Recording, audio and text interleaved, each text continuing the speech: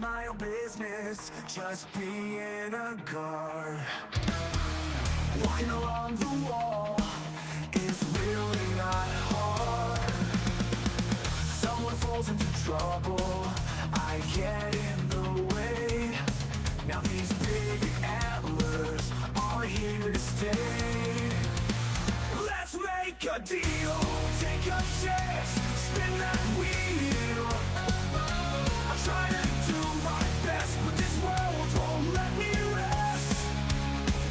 I try so hard to get along, now I'm signing up again. It feels so wrong. Diving deeper within, a job to do. I need that item, I don't want to, but I know what I must do. I think my friends are getting mad, but at this task I'm not that bad. But anyways, there's one more. Let's make a deal, take a chance, spin that wheel. I try to do my best, but this world won't let me rest. I try so hard to get along, now I'm signing up again. It feels so wrong. It feels so wrong. And my purpose is always pure. We must do this to endure. I have the best interest in mind. It will keep the big bad in line. And while in private I may cry, I'll do this to keep my friends alive. Let's make a deal, take a chance, spin that wheel. I try to do my best, but this world won't let me rest. I try so hard to get along, now I'm signing up again. It feels so wrong. It feels so wrong.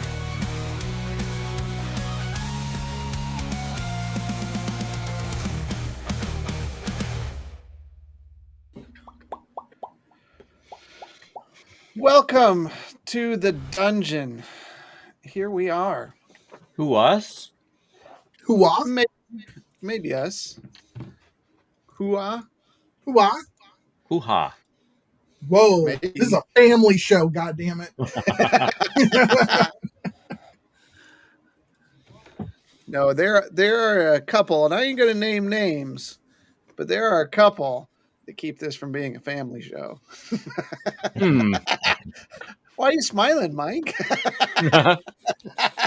Hey, my daughter uses it properly, so family friendly. Family friendly. There you go. But welcome. Here we are, episode 115, the Blacksmith's family. So we're excited to be here. What have you guys been up to? We're tapering into the fall, which is my season, pumpkin spice season. If I stand up, you'll see my juicy sweatpants on. But In the boots with the fur? yeah, that's right. That's right. For sure. Are they juicy from the aftermath of that horrendous sandwich you ate? So that was a tenderloin sandwich at a place called the Filling Station in Davenport, Iowa, and it's massive. Did you see the size of that thing? That was yeah, you put enormous. your hand next to it, dude. Like, it's hard to miss. I've got to let me look quickly while we're chatting. Cindy, the other picture of the other sandwich that I picked up that is another exclusive to the area, but it's a Reuben, called a Vandy Reuben on raisin bread, and it is just as big, if not bigger. Here we go. I'll send it to the chat now. But like, not only is it one of the best Reubens I've ever had, but it is amazing. And the store that used to make them has went out of business, but they sold the recipe to the local grocery store. So the local grocery store sells them, and then you and then you take those home. Me and my wife split one of those for dinner tonight. That's how big it was, with no sides. How do you even make bread that big? A really and that big was bread maker. that was their bit, is they make the bread fresh every day. So that's the first thing they make in the morning. They slice the bread up and then they make the sandwich.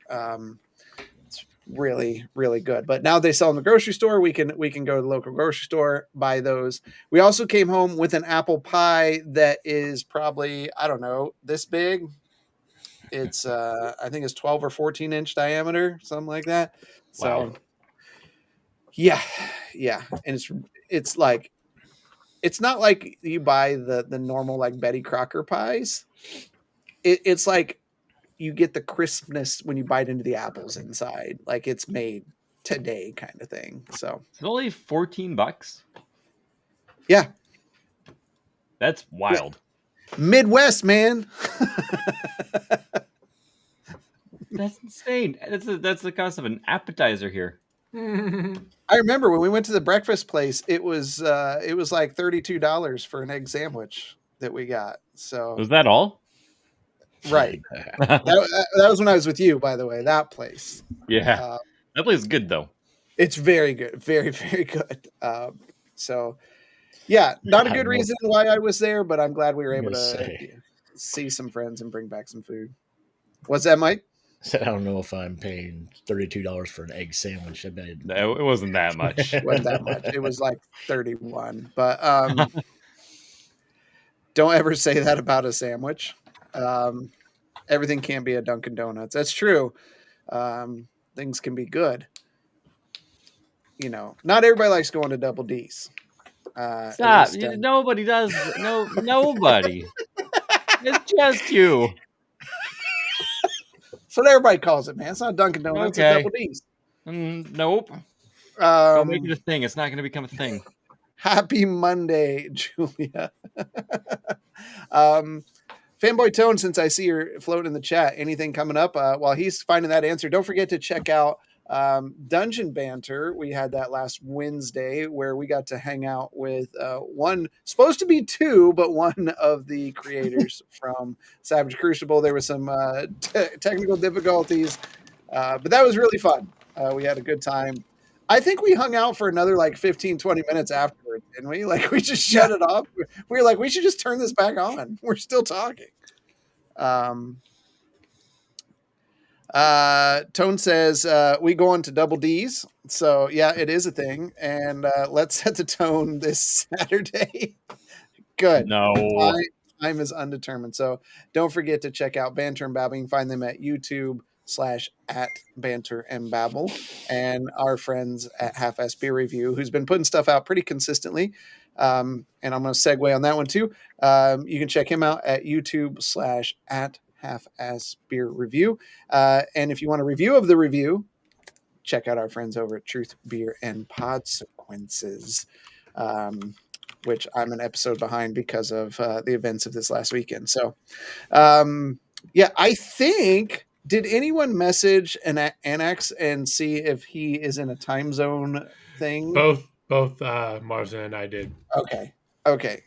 He was talking earlier, but maybe he got caught up with something. Are you suggesting he's doing a time warp again?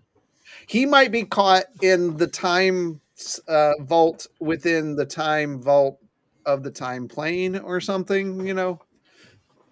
We'll find him 6 months from now at Scudis's farm again. Right? It'll just pop up.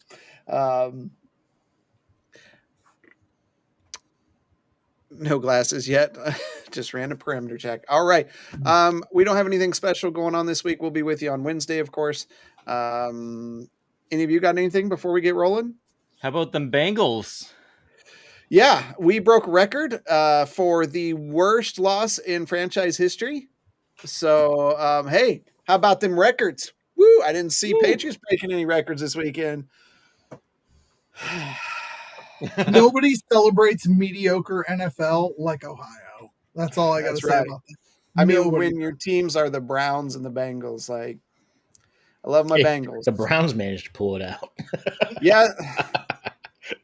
Well, blind squirrel finds a nut occasionally. So.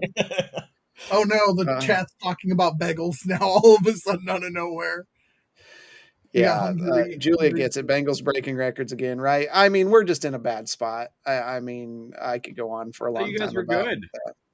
Well, when your star quarterback that you pay half the team's wages to gets turf toe on like the first game, I mean, There was nothing wrong with the way Browning was playing the game. no, I fully, I'm one of the rare ones that'll stick up for Browning. I don't think he's a half bad quarterback.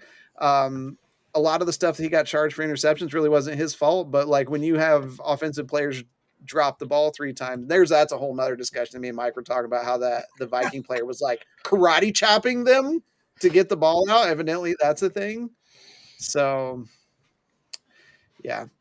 That's right. See. Here at 7D, we also sport. We do sport. Tonight's the Ravens, and who the Ravens playing? The Lions. Lions. Yep, not going to comment on that one. Too many Lions fans and Ravens people in the room. So, Lions say, "Hold our beer, Jehovah." Yeah, it's been kind of an upset season for everybody. It seems, except for the Colts. Who would have thought the Colts? They're like 3-0 right now.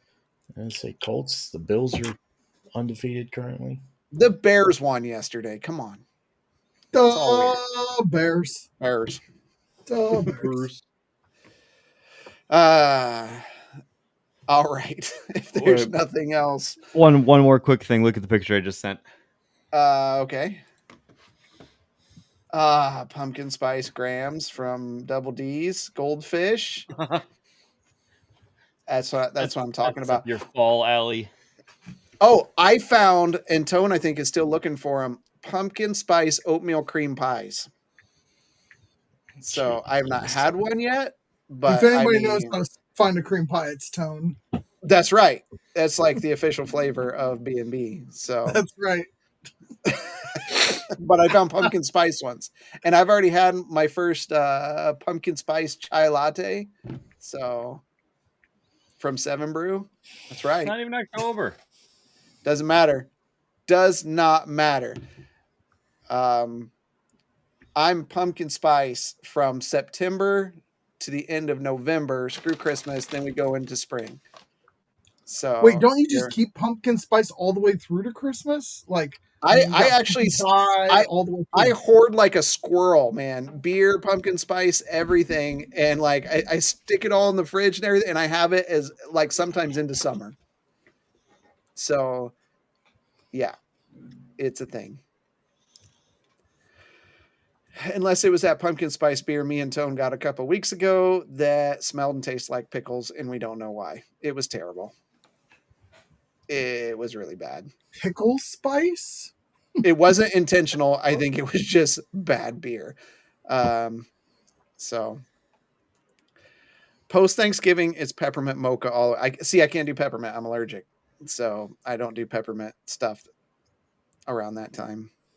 So it actually gives me massive headaches and all that kind of stuff. So, but pumpkin spice me. There we go. All right. Without further ado, let's get into the dungeon.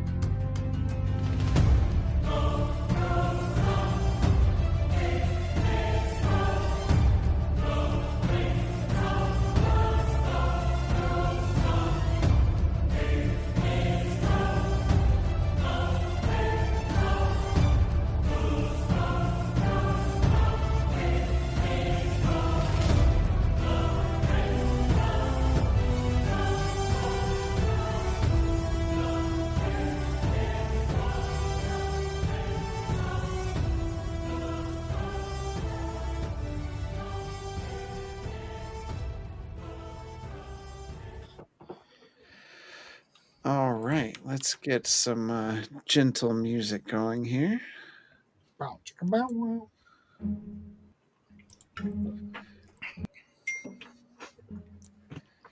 All right. Last week, the party settled into town, and Bren brought them a chest of money they had made in their 6 months absence in McCannis. Bishop went on a walkabout and procured some items, while the rest of them went about seeing the changes of the city. Gwenton, praying fervently to his God, resurrected his brother Hugh.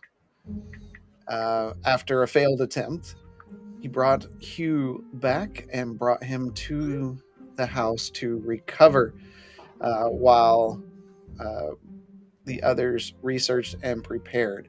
After having a discussion about their next stop, Bishop mentioned that he needed to go visit Briar Fork, so that he could say and talk to his family there. Justinian leaving with him, they both summoned the crew and headed out to Briar Fork, while the rest prepared for their return. So as we get back, the Bishop, you see Briar Fork in the distance, as we described at the end of the last session. Where do you want them to set the ship? Do you want it in the dock region or just out in the plains? Just outside the fields, on the outskirts of town. So Jaina brings the Spelljammer down, lightly landing on the feet, and you noticed now instead of moving a plank out as it lands, the plank automatically and falls down and touching the ground, allowing you to disembark. All right. I will pull out 50 silver pieces. Okay. And fun at the tavern is on me. Thank you. And Okay. I'll hand it to one of the crew members or the captain if she came up. I don't know. Okay. So you kind of hand it to Jaina, who came out, and she distributes it among the crew. Not going to look a gift horse in the mouth on this one, or a gift construct. She leans over to the stairway. Come on, everybody! As you disembark from the Brindle Star. You've garnered some attention. There's not a lot of spelljammers that come landing around Briar Fork, so Right. there's definitely people coming out and looking. And you do hear one person yell, "Colton Frost is here!" Jesus. Yes! Let's go see Colton! And I just tap Bishop on the shoulder.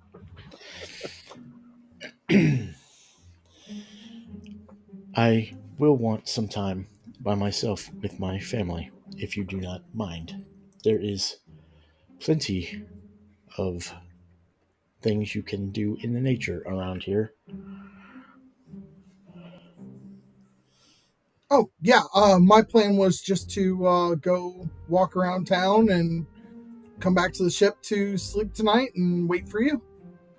I've never been here before. Appreciate it. It is a small farming town. All right. So you start heading that way, and Justinian, you start exploring into the city itself. Passing by a lot of people that are oohs and ahs and wanting to come touch the Spelljammer. You're not too concerned about whatever's going on there. All right. So anything specific you just want to kind of wander around, Justinian? Yeah, just kind of wander around, see what this place that essentially changed Bishop is like. Okay.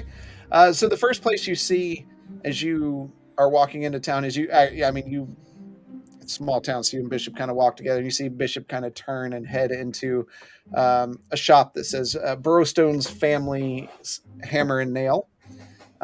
Big sign of an anvil on the sign.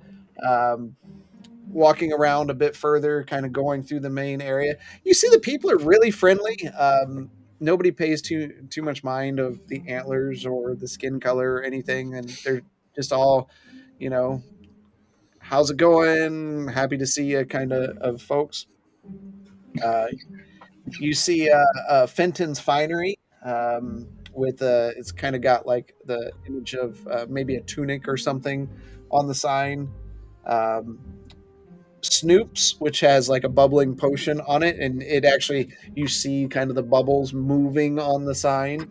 Um, and then you go by a stable named the Hoof and Horn. You see a temple there, and of course there's some docks, and then the Briar Inn. So if there's any of those you'd like to stop at or go into, let me know. Else you can just continue wandering around town. Yeah, I'm just wandering around, just checking the place out. Okay. Just let me know if that changes before you go back to the ship. You got it. All right, Bishop, you walk into the very familiar Burrowstone Family Hammer and Nail. You can hear someone hammering on the anvil as you walk in. You can smell the cinders, and of course, everything is burning brightly there. The shop is cleaner than normal, I would say. But it seems like business is good. And as you walk in, I'll be with you in a minute. Good. I have some disturbing news for you. The hammering stops, and just kind of you hear like the hammer slowly being set down, and then from the counter there's like the swinging wooden door there. It just bursts open and produces this little dwarven girl that's just like leaping out of you like a tiger springing from the bushes, grabbing onto you. Bishop! I'll grab her and throw her up in the air and catch her. She just starts laughing. Where have you been? The stories I have been many places since our last talking. You smell funny. Oh, I'm sure I do. It seems you have been keeping busy. Mom lets me work on some of the stuff now. I get to swing the hammer. I'm sure you're doing everything she tells you to do. I can also probably beat you in a race now. We may have to test that out. I don't know why you would, because I would win. And then she like reaches into a small pack on her side and pulls out this little tiny construct. It looks like a toy, but it looks like a child's remembrance of you. And it's like as she pulls it out, like its hands kind of click upwards and down, and then out of the back you just hear as like steam blows out from the back of it. Well, isn't that neat? It's you. I made it myself. You did that all by yourself. Yeah. My mom helped a little, but just a little.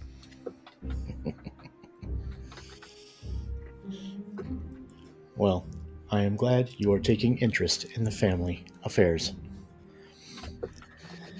Yeah, well, in case you didn't know, I'm gonna run this place one day, and so I gotta get started doing it now. That's what I have to do. That is very responsible of you. Yep. They said that's how it's going to go. Sorry. Well, how has things been going here? And from the back, you just hear, just fine. Luna, get off of Bishop. And Elsa comes through there and it gives you a hug and looks you over. You look like shite. You are not the first one that has informed me of this as of late. I have a friend back in Candor's Keep who yells at me even more than you do. I don't think that's possible. You two would get along. Well, I'll have to meet her sometime when we come down to visit. Hopefully, you will be able to do that at some point. So, what brings you here? It's good to see you. Things have been up and down lately, and we've had to go off into some other planes. Always something going on, and I figured the last time, even though, yes, it was dangerous, but we fell into some sort of slower time frame, and we're missing for 6 months here, even though it literally was 24 hours where we were at. So I figured with a little bit of downtime, I would come by. Well, things are good here, for sure. Everything's kind of returned to normal. The bandits have left the woods. No problems. I have been informed of that, so that is a blessing. I wanted to see you. It had been some time. Yeah, it's we're definitely glad to see you, and I know Luna is. I assume you received my last letter. I Of know course. it has been a bit of time. Yes, we did. That's why we sent one back a few months ago. I would like to know. I know this is strange, but when you and Elsa found me, was there anything else with me in that cave? No, not that I remember. I have just found out that I was placed there deliberately, with the hopes that no one would find me. I was hoping that there might have been something, some sort of clue as to anything about my past from there. Most of the things we found, you're kind of tucked in a small chamber there, and then didn't look like anything. You were half buried yourself.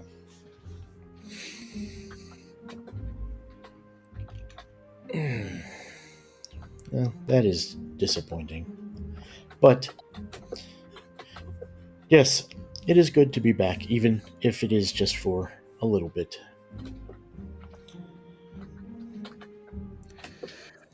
Well, come in. Let's see if we can clean you up a bit. There have been some things since you've last seen me.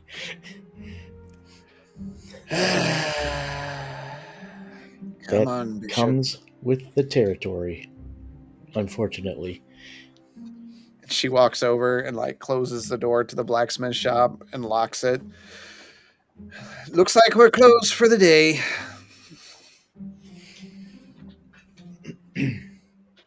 Come on, Luna. Luna like stands in front of you and like holds on and puts her feet on top of your feet as you take steps. You are getting bigger. Mama said I'm like a little bit taller. She said that. She is not lying. Yeah, I know. One day I'm probably gonna be taller than Daddy. There is always that chance. I will be the tallest dwarf in all of Briar Fork. I just bend down. You almost already are. So you walk into the back and they lay out the tools and start working on cleaning you up. As they go into the evening and you guys talk and anything specific you want to ask or do with this? After Luna goes down, I'll Okay. bring up the whole leaking situation and what. Okay. Yeah. And she takes a look at it. She sees the creature constantly trying to keep it mended. Doesn't want to mess with too much, but so what are you going to do about that? Well, my friend that I told you about earlier, her name is Bren. I have her and a scholar that live with us. They were looking into a new containment system to go inside. Something stronger than what was originally in here. Your mother did an amazing job as I have lasted this long. But unfortunately, time and old age, things tend to wear down. And some of the encounters that I have been in have been almost lethal. So, I'm working on it.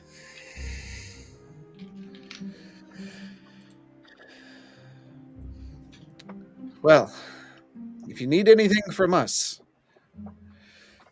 you know where to find us. We're right here. And we are going to come down and visit you sometime, but Trenton's running for mayor of Briarfork, and he's out most days.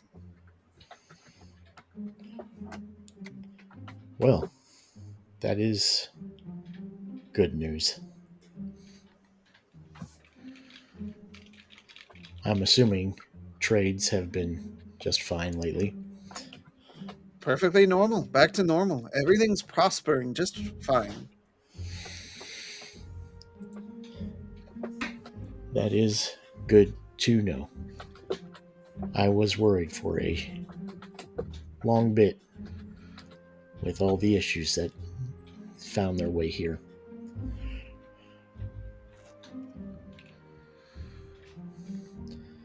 I just wanted to see you guys as,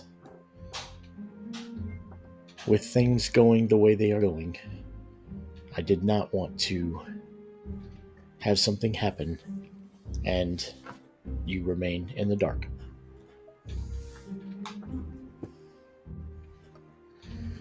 Well, we miss you, Bishop, but we know what you're doing is important.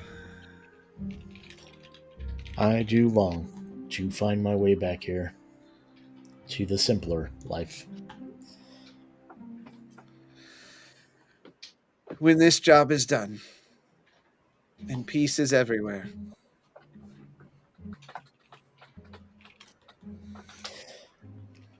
That would be nice. You continue chatting back and forth until night comes. Trenton comes in, and you all talk for a while into the wee hours of the night before they turn in for rest. Justinian, anything special? Nope. Once I walk around and kind of check the place out, I will just head back to the ship Okay. and wait for Bishop. And I think walking around and seeing Bishop at his home, I'm going to write a letter to my home as well. Okay. And that when we get back to Candor's Keep. Good deal. Yeah, so you're there on the ship, and as the moon is high in the sky there, you see some of the crew stumbling onto the ship, singing songs, and definitely intoxicated from a night of revelry. If you're out and about, they wave at you as they kind of tumble down to the lower decks for their own rest. And then you write your letter, or All right. begin writing that. The rest of you, anything you're doing over the next couple days?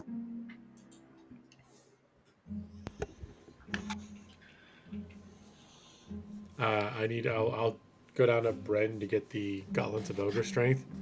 Okay. But for the most part, just staying with Hugh, trying to get him rehabbed a bit. Okay.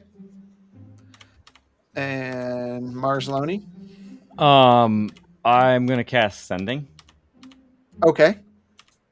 to my dad. Okay.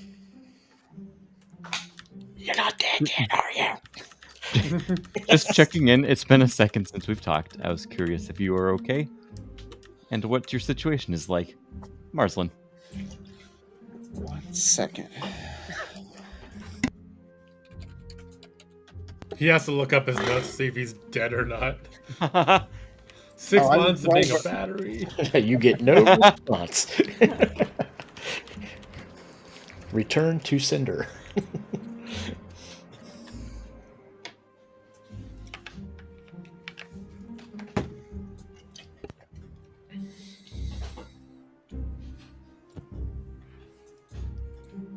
Okay.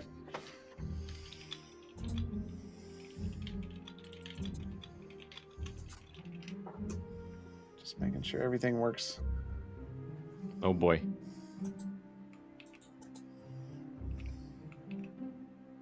Help, son. Wow.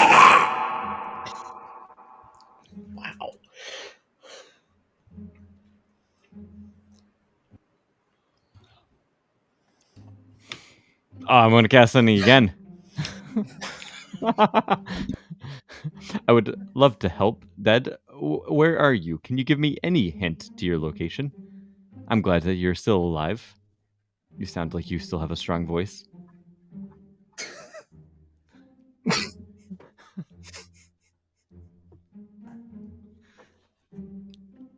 Darkness. Slumber. Cave.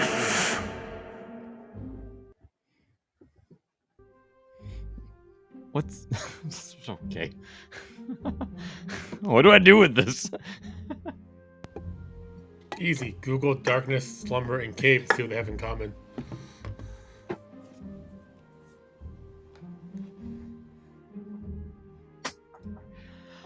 I'm gonna cast Sending again, this time to my mom. Okay. Hi, Mom. It is Marslin. How are you? Where are you? Are you with Dad? He seems to be in a bit of trouble. Marslin, they took your father from me. They separated us. Come quickly.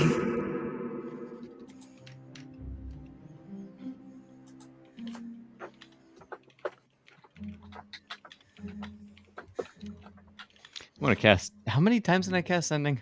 You can upcast it so all like a base basically 3 to 7 spell Okay. slots. I'm gonna cast it again. I was picking up on that.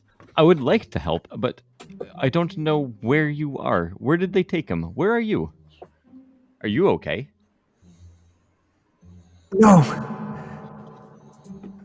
Forced. We're in a swamp. Help us. Captured. Forced to work. And as she says the last word, it just feels like something or someone like cut her off. Colton Frost. Okay. Well, I better have breakfast. I just love how he's so nonchalant about the whole thing. Like, it's just amazing. I think Marsden seems like the guy that had like his hand chopped off, and he just be like, "Well, I can still turn pages with this one." Oh God! Someone mark that timestamp. 41 minutes. Nothing like getting into character there, That's great. Marsden. I'll have breakfast. All right. You have a couple days here before they get back. Is there anything else you want to do? Obviously, the next day you'd have more spending spells or whatever. So, that's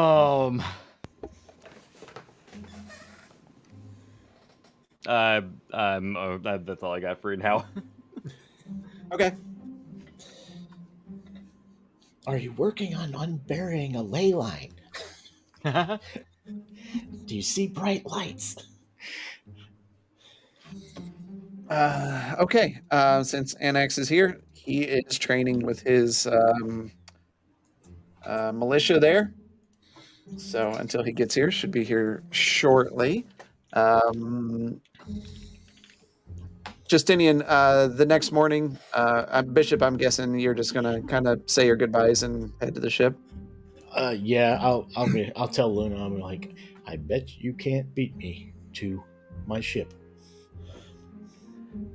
And she just like immediately just puts down what she has, and you see her kind of like popping her back and stretching, and she kind of hunkers down there, and she just like gives you a side eye and says, "Say go." Challenge accepted. Go. And she just takes off as fast as she can. I will first match her speed, and then I will play with her by like going faster than her, then going behind her, like slowing down. Running backwards around her. No, I'm not trying to show off. I'm trying to make it like she's okay. Like she might be capable of beating you. Yes, like I'll speed up to get ahead of her, and then I'll be like feigning like, oh my ankle or my knee, and I'll start like slowing down so she can get in front of me. You let her get to the ship first. Yeah, I'm gonna let her get to the ship first. Okay. So she, as she gets to the ship, she just like you see her leap forward and just kind of plop onto the plank there. I told you I was faster than you. I'm really fast. Everybody says so. Follow my back. Whew. She kind of crawls over there and jumps on top of you. You were not lying. Justinian, all you hear is from down there is this clank of like boot on metal, and you hear, "I'm the fastest!" I peer over the side of the ship. You just see this little dwarven girl standing on top of Bishop with her arms in the air. Oh. I cast Eldritch Blast. Jesus. That is Justinian. He is one of my party members. Wombat, that's hilarious. A ballista fires. Oh my god. Why? I said it's Brendan, down Brendan, bad tell you times. about the automated defense system. Unidentified personnel. I almost had you, though. Well, you just gonna have to keep practicing if you want to be me. I guess I will. Now,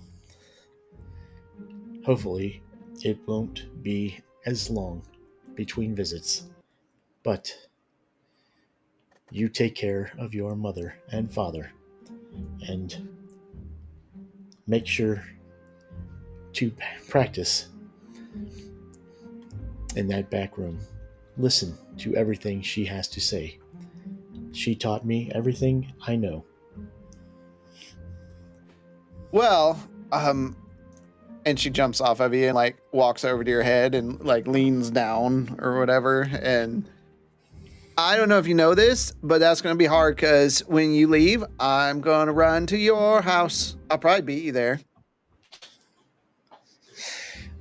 I'm sure you think that. But what would they do without you? Oh, I don't know. I'll probably figure it out.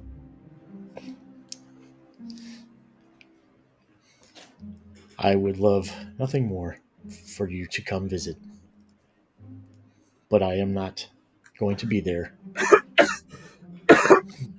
There are some priorities that need to be taken care of, and I will be unreachable for a short period of time.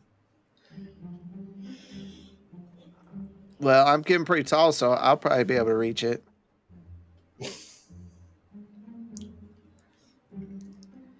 You keep on thinking that. Yeah. I'm probably going to go back and make you something to fight with. That's what I'm going to do next. As long as you do it well. So you can be safe. I'll probably make something like a rocket that goes on your back and you can fly. That would be interesting. Well, that's what I'm going to do. And I'll stand up, reach down and pick her up, give her a hug. Now you get back home. And I will Set her see down, and you can just see like her eyes are wet. She's got a tear running down her face. Bye, Bishop. Until next time, there is no goodbye. Okay. She just stands there, watching you walk up on the ship. The ship lifts up. You look over the side, and she's there. You can see kind of, her hair blowing from the exhaust of the ship itself. And the ship takes off. She just keeps waving until you disappear, and you can't see her, and she can't see you. You're standing there with Justinian on the deck. I truly hope that I do get to see them again. Hopefully, once Fane is dealt with, we can all take a break and live a peaceful life.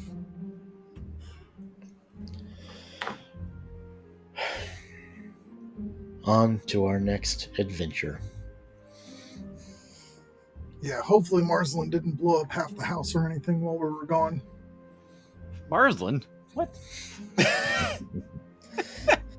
There is no guarantees with that one.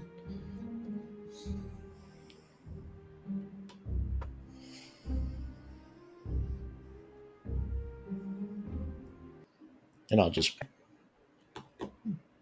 walk off and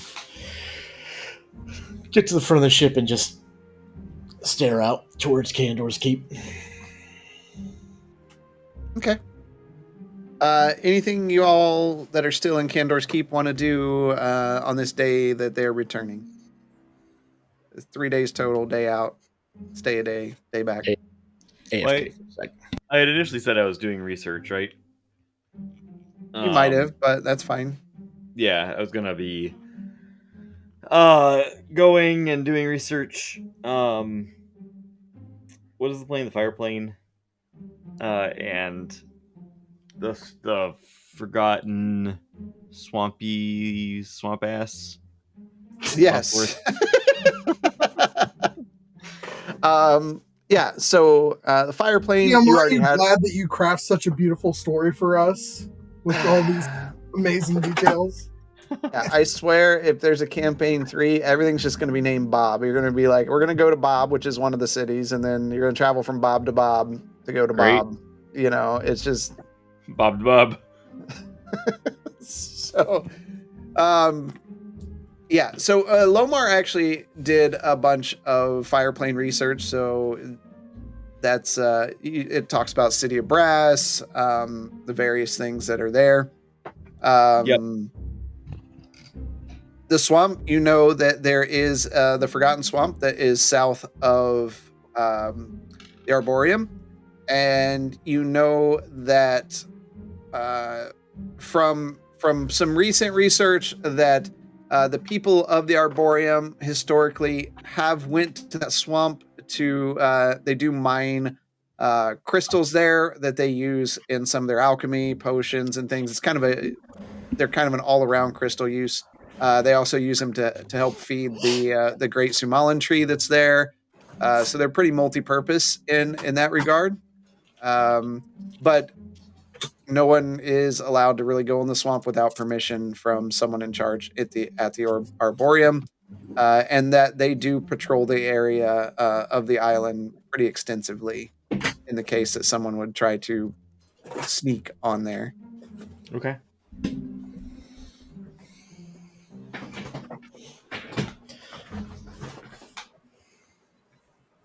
All right.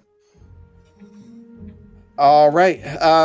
So at the end of the third day, the Brindle Star sets down at the docks again. Crew disembarks. Justinian Bishop, are you heading back to the home? Yeah, I am. Okay. I don't know it to be. I'm going to head to Restus first, and Okay. I will meet you back at the house, Bishop. All right. All right. So you all walk. I mean, you walk together because it's the same direction, and then Justinian, you head off toward Restus. Bishop, you get back. Gwynton and Marslin are there, and sitting beside Gwynton is Hugh. I am so glad that you made it. I've got new legs. And arms as well, I see. Yes. I think this one is shorter than this one. I just look at him. I look at both arms. They look exactly the same. I am not seeing what you are talking about, but And a big grin like flashes across his smile in that roguish face of his. What was it like being dead? Do you remember it? It's terrifying. There's a whole nother world outside of this one. Everything's fighting for your soul. Might you end up in Mount Celestia or in the 9 hells? Could you tell where you were getting tugged to? At first, I thought everything was good as the gods were bringing me into their bosom. I could smell the ale in the air. But then, a jolt, and I felt my spirit being pulled back, and demon creatures reaching for it, grabbing hold of my ankles, pulling me down. It wasn't long after that I woke up in a stone bed, and I saw my brother's pretty face. Do you think feeling like you were being pulled back into the 9 hells was just you getting pulled back here? That I do not know. I know I would never want to go there. If you can help it, take it from me who's been dead. Don't go to the 9 hells. I will do my best not to.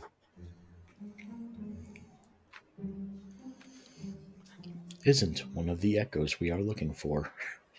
And one of the levels. The 9 pretty hells. sure. Yeah, it's the cold. Well, I'd skip that one. But, all in all, it only felt like a day or two. How long was I really dead? Much longer than that. You were gone for almost a year. Months. Almost a year. Whew. That's some time. It would have been a little sooner, but right after I got the ability to bring you back, we spent 6 months and 24 hours somewhere else. Well, take your time, Gwynton. I promise you one thing, it was unintentional. Take a little vacation, soak your feet in the sand on a beach.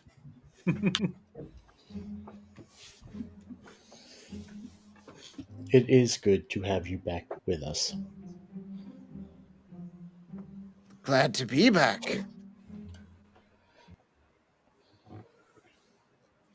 But I imagine I'll have to pull my own weight around here, since I weigh twice as much as I did when I left.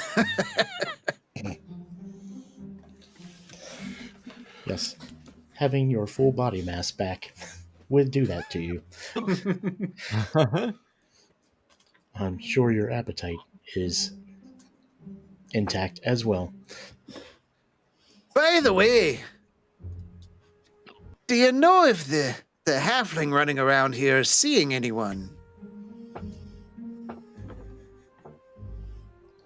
Anytime I have seen a halfling, they have been in a bad mood. So I do not tend to go down into the storage area. I think he's referring to Bren. Bren's human. Brain is a halfling. No, she's not, is she? Yeah. Yep. I thought she was human. We. Okay. I don't know why I thought that then. But your comment still stands. She's always angry. She is always angry. I honestly thought that she was a dwarf. Well, it's fair. Her accent's bounced around quite a bit since the beginning. Who gets all these NPCs in the household straight?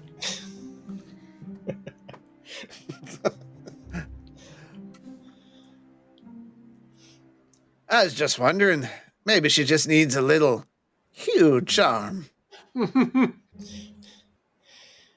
Just don't take offense if she punches you in the face. I like 'em feisty. I think that's how me mother met me father. That is completely possible.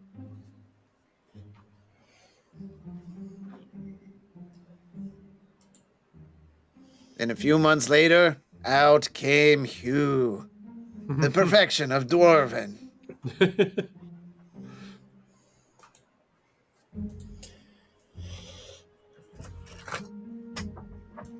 So as you all sit there, Justinian, you head over into Beggar's Market, and you find Restus. Hello, you back again? Yes, apparently while we were gone trying to make our fortune, we came into some money. And per our agreement, I have brought you a little over half of that. Oh, my favorite kind of meeting. And I hand him 384 gold. All right. He takes And it. then I hand over the letter to him. Okay. And I ask that he mail that out for me, as I'm not familiar with Candor keeps customs as far as mailing things out. He takes a look at it. Seems like everything's well. I'll cover your postage. I think that's the least I can do. I believe in what you are doing here. Tell me, did your blue companion come into the same amount of wealth in that time? I don't know if he did or not. I'm going to be honest with you. I did not pay attention to how much he made. I I'm just sure let our he's little an- dwarven friend pay me what I am owed by the group, and I move on with my day. We've already disclosed that's a halfling. No, he's talking about me now. Yeah, Gwenton. Yep, sure am talking about the dwarf. Because Bren was the one that gave us the money. I didn't know that was Quentin that gave you it. Yeah, I split it up. Gwenton does and the everything. splits. Yep. He takes what the party needs for the house fund and paying off the house and all that stuff, and then he gives us all our shares. Well, he seems like an upstanding citizen. I'm sure when he gets the time, I'll see his portion if there is one. But I do appreciate the last meeting we had with the Queen. There were definitely comments that Beggar's Market is the new up-and-coming area in Candor's Keep. That says a lot. I'm just so excited to have found a business partner that I can trust to keep their word. You'll never find one more trustworthy than Restus Firesoul. Thank you for taking care of my letter for me. He nods at you. If you need anything else, you but ask. Thank you, and have a great day, Restus. He nods and bows to you and turns and didn't even notice that like you handed him the money, and then like the next time you really took the time to look, like the money was just gone. You don't know. It was just by the hand, just like you the know, contract, like- you just snapped it out to wherever it goes. So. right? So very, very smooth. All right, you return back and you see, Bishop. Everybody's kind of gathered there in the home chatting. The rest of you see Justinian come in. Marslin, Yes. I was in such a hurry to accompany Bishop that I forgot to stop by Restus and pay him our portion of the money for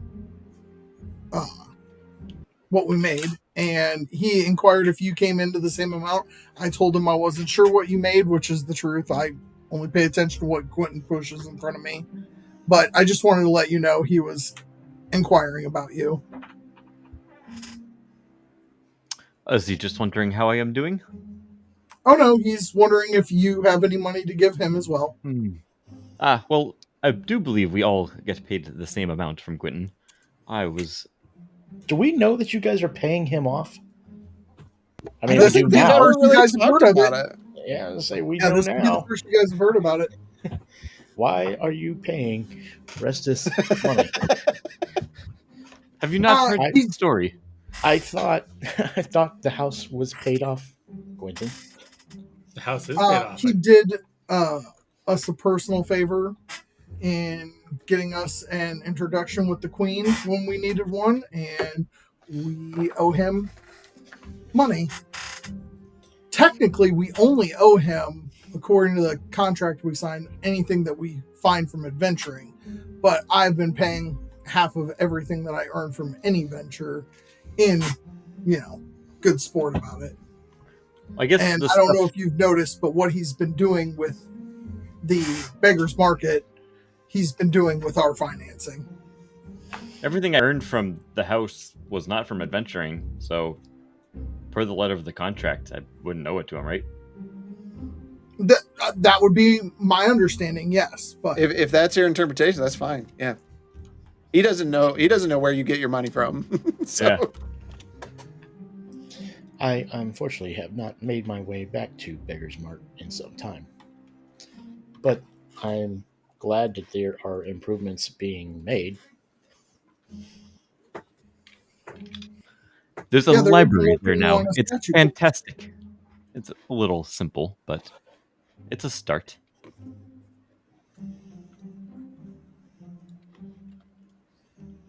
I'm assuming less homeless on the street.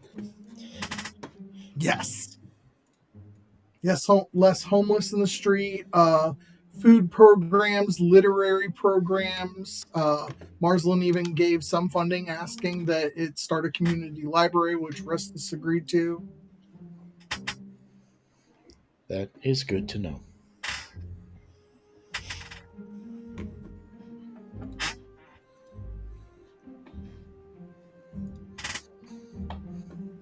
No, it is not.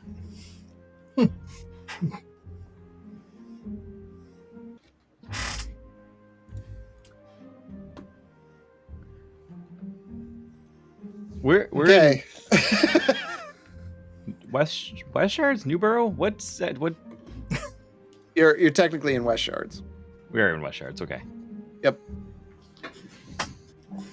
So, is everybody ready to leave for the fire plane now? Or do we still have more prep that we need to do? I do not need any more prep. I think I got Hio as squared away as I can for now. I'm sure everyone will help take care of him here. Is he coming with us? I don't think so. Not sure he'd be quite up for that just yet. He's only been back for like 30 days, man. I mean, he just got a leg to stand on, so. Literally.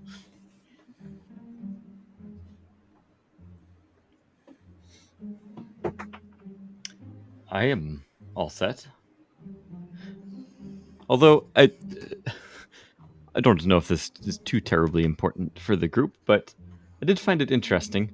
My parents seem to be in some sort of trouble. They can't quite verbalize where they are or what trouble they're in. My dad is in some dark cave, appears to be in some amount of pain. He's been that way for quite some time. And my mom is concerned for him, but she also appears to be in some sort of labor camp, maybe? She mentioned a swamp. As in the Arboreum swamp? For some reason, they just can't say where they are. I don't know if they were blindfolded and brought there, but they have no idea.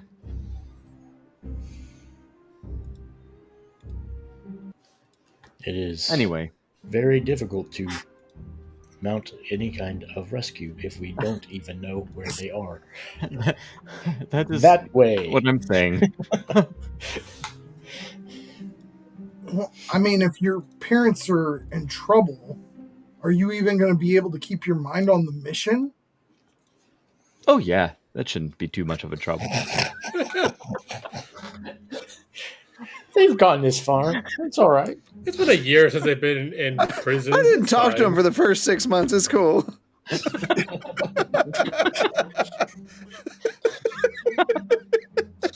They didn't like come out and say, "Help us." Oh, they did. They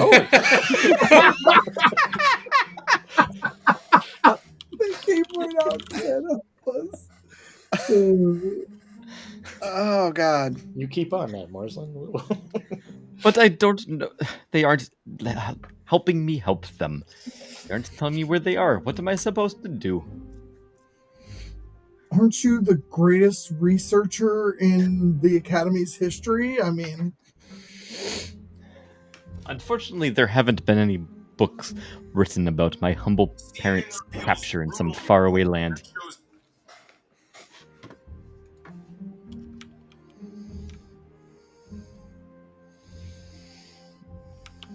okay, well, if you're not concerned about your parents, I guess I won't be either.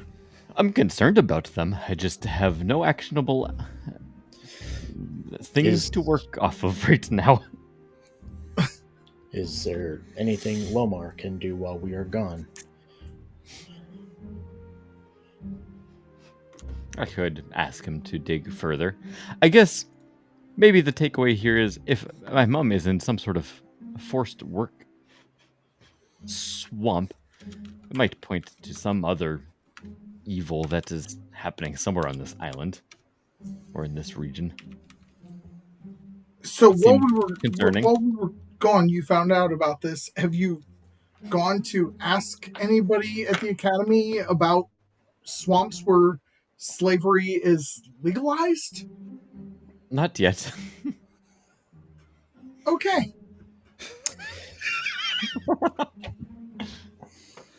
How was your breakfast? Delicious.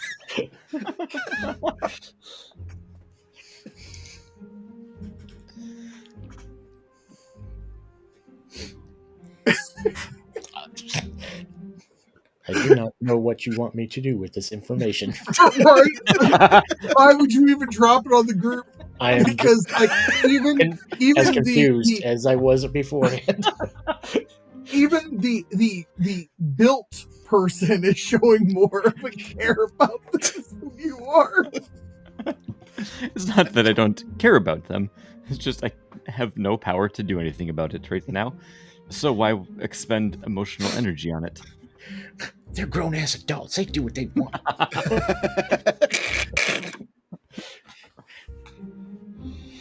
Okay.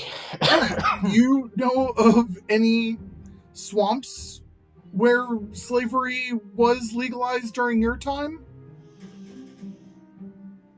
Was it even a swamp when I was back in the day? Yes. Yes, it was. I do not know much about the Arboretum or anything around it. That technically was not what I was used for. Well, I guess we have been told that expeditions are run to the swamp to mine. Perhaps those expeditions are not voluntary.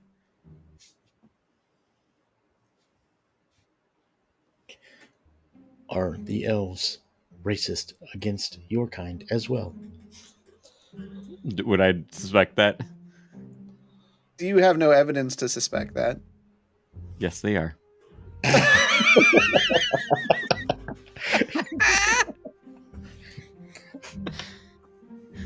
Wow, Colton Frost never put off that kind of vibe towards you.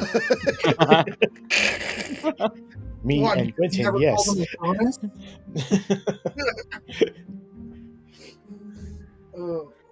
Oh.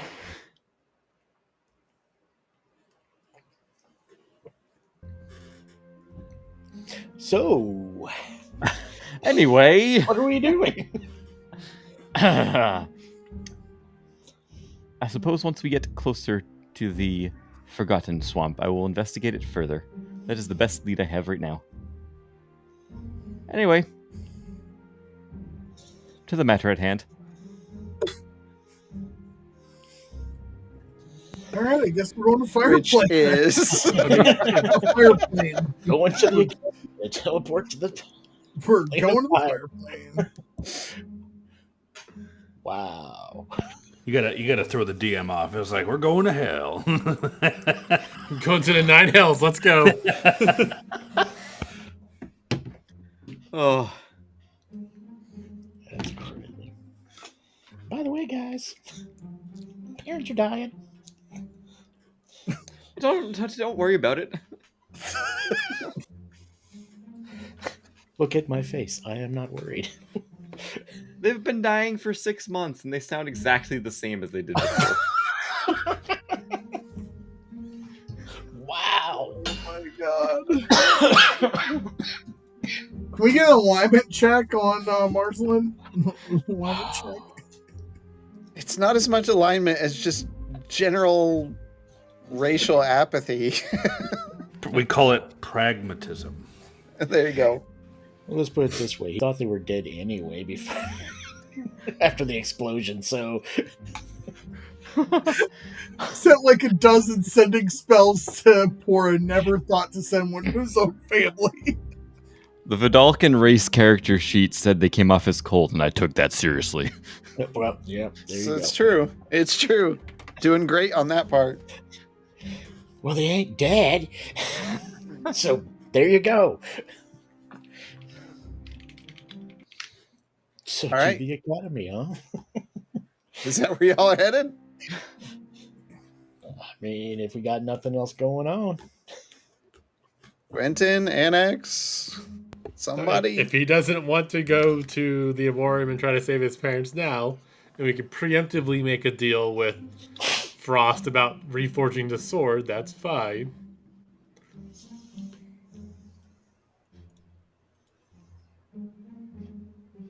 Lane of Fire it is. All right. I mean, that's you guys. Are you all heading to the academy or to the ship? I thought we were doing everything from the academy. Yeah. When I came going from here to... Well, the ship would be to go to the Arboreum. That is where my head was when I said that. Ah. Teleportation to the academy or the ship to the Arboreum. Well, being like, Well, don't. Was the teleportation to the Arboreum scratched out in the academy? Yes. Ah, right. Okay.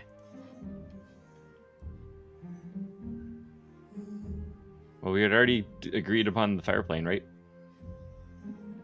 That was before we knew that your parents were suffering and dying, Right. that you just brought up.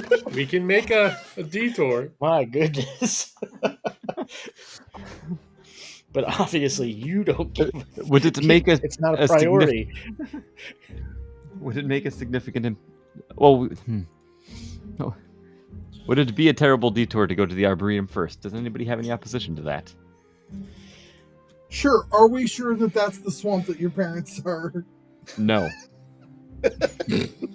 Could we maybe do some research to find out if there is another swamp on the entire world that maybe has slavery, like known slavery to it? I mean, we literally have the world's largest library right there. Right. Have Lomar do some research. We'll go do this. I would say you all know as enough about the group of islands you've grown up on and been around that when someone refers to a swamp, that's what they're referring to. Okay. Cool. Ay, ay, ay. Still, maybe have him do some research so we have some information. Like, there's got to be something. Somebody's had to have said something about this place. You don't just take slaves and start mining things and nobody knows about it. I mean, I was doing research on the Arboreum. When I was doing that research, did I not come up with anything on this topic? Nothing came up about slavery. Even in the biting books? The biting books. The forbidden books. Oh, those. Did you go to those anymore? Will I get an answer to my question? I mean, it depends on the role. Sure, let's YOLO. We're just going off the rails. All right, 1 second. There were 3 days of opportunity there. How many days did you want to spend in that area?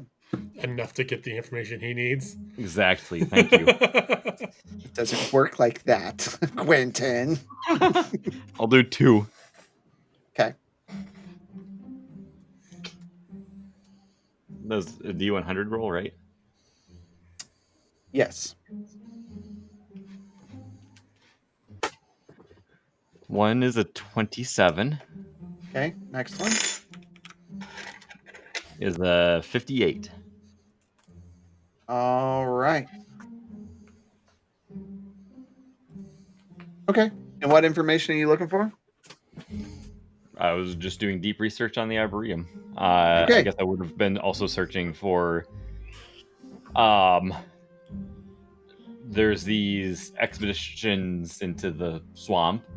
My mom sounded like she was in the swamp and was being forced to labor. Are these expeditions forced labor expeditions? Are they against the people's will? Okay. What you find out is what I told a bit about the Sumalan tree and the crystals and the expeditions. About the people there, it is not considered slavery according to the group of islands because those people sent out on the expeditions are sent out because they owe some debt to the Arboreum, and that is how they pay off their debt, is by going out on the expeditions and bringing the crystals back. So it is a willing choice that they they have received some service, and that is how they're going to pay that service off.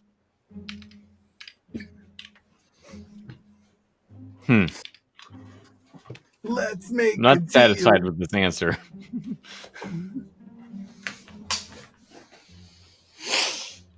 Do I suffer any ill effect? Nope, Okay, that's surprising. no ill effect, no benefit either. So the expeditions are not necessarily slavery, but they are for people that owe a debt. I suppose I don't know where my parents ended up in the great exodus of Rashan. They could have ended up at the Arboreum, and their debt could have been staying there and having a place to live that they are paying a debt for. Seems possible they could be there, at least my mom. So what you're saying is, technically, they put themselves in this situation at some point.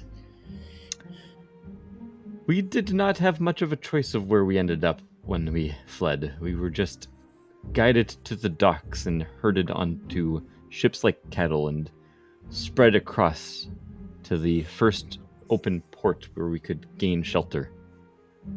We didn't know where that was going to be. All right.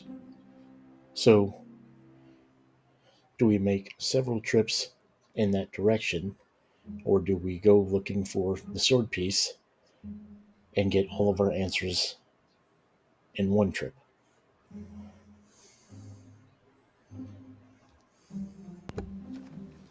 What did your parents say? Because this is now a question of ethics. My dad said,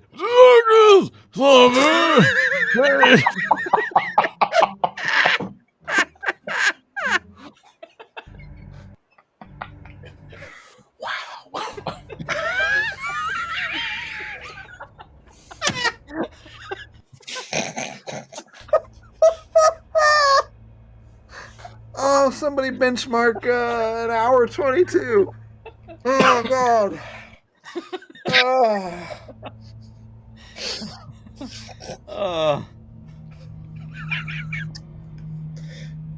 Oh boy. That was informational.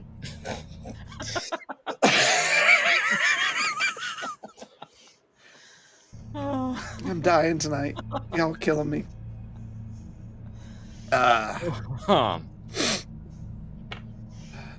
Did you catch that? Under loud and clear, understood. And my mom said that they were separated. That my dad is in trouble. That she is in the swamp being forced to work as if it was a labor camp, and then she was cut off as if somebody caught her communicating.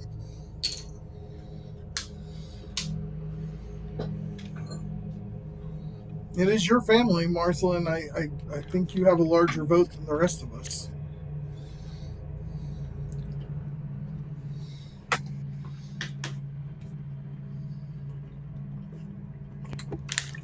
With just getting Hugh back, if you want to go for your family, I'm on board.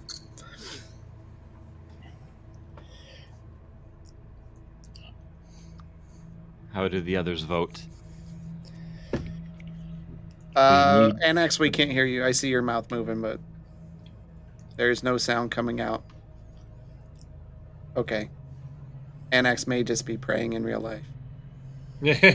Please, Lord, give me strength to keep working on this before I smash my microphone.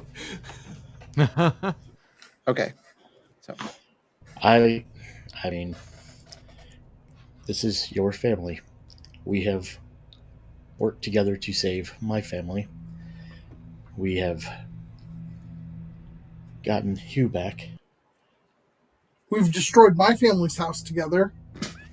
I just can't. That was a technicality. Technically, all we did was have someone sit in a seat. Marsland, whichever way you vote, that is my cast too. I vote to do whatever benefits people and benefits the greater good the most. It is Well, my we family. also know that the gauntlets need to be cleansed somewhere in that swamp. Indeed. The sword basically can be reforged at the Arboreum. How So long if have we we- are Oh, go ahead. if we are going to go to the swamp in search of your family, there is no saying that they are not anywhere near the ley line that we need to cleanse the gauntlets. And the gauntlets. I'm not trying to push off the plane of fire. Just saying, we do want to get your sword, and we have other something to get there, right? I'm the one that's kept us from going to the plane of fire during this No, conversation. I know. Marsland's like, that was the plan. Let's go.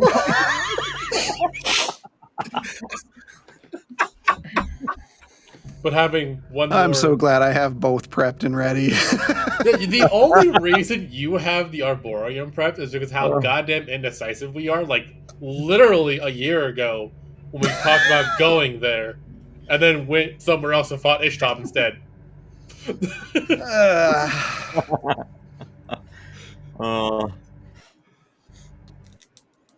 I believe we're enough of a consensus where we're all fine with going to the Arboreum to try to save your family. We don't think that will drastically set us back on our mission. We just wasted 6 months in a 24-hour time period. I think we'll be okay. Let's go to the Arboretum then. You're the guy that talks to the big bad. You tell us how soon it's going to be ready. I know, right? Give him a quick ring. Like, hey, how soon is your plans going to happen? Only And it works that let's way. be honest, the five of us, I mean, if Fane does what Fane's going to do, there are other people that can deal with this. We cannot be responsible for everything that happens.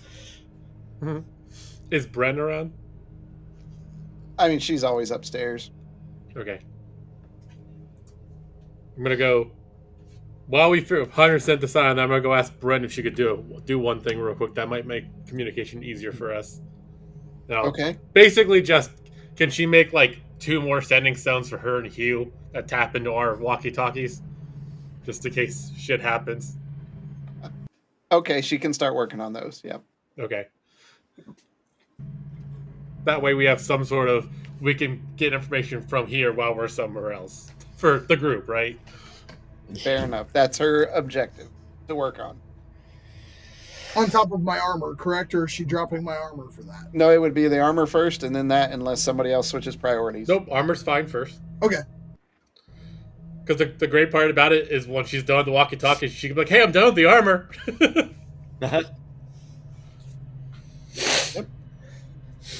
All right. So you all heading out now? I guess we're heading to... Well, they all left the ship. Yeah, hey, Bishop, how long ago did you leave them off the ship? We've probably been talking for like 2 or 3 hours. They've had a couple hours to rest before you summon them back, but if that's what you want to do. Yes. All right. So you all return to the dock and board the Brindle Star, and you get the crew to come in. You hear a little bit of mumbling, like, that was a nice 6 months break we got. But Did they get paid during that time? I mean, I think Yeah, the I contract think is it's- only they get paid when they're out of sea. Like, when out they're at on the, sea. yeah, they're out at sea. Yeah.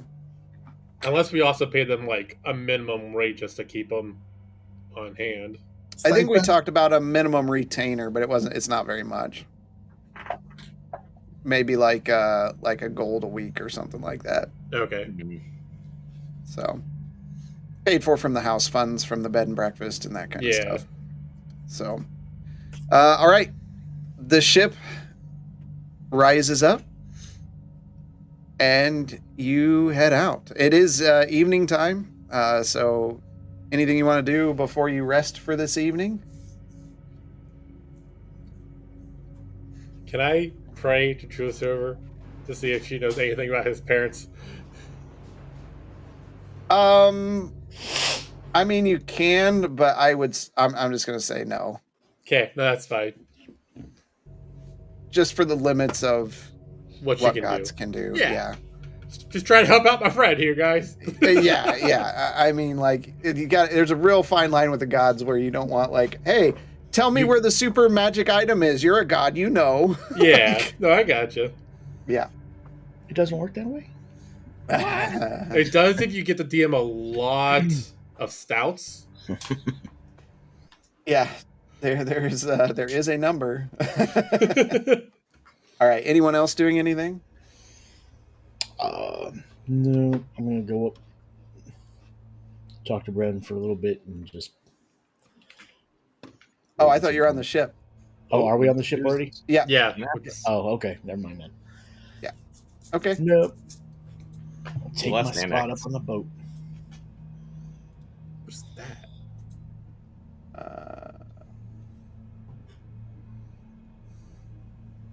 There he is.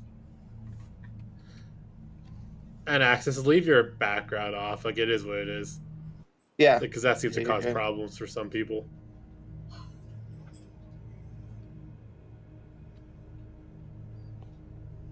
No, I turned on my graphic acceleration so that D&D Beyond would not take 20 Oh. minutes to roll. Oh my god. All right. Just go back to here. Go back down to here. All right. It's going to take probably 2.5 days to get there. Anyone want to do anything on those 2.5 days? Oh, I don't think I have anything pressing. Okay.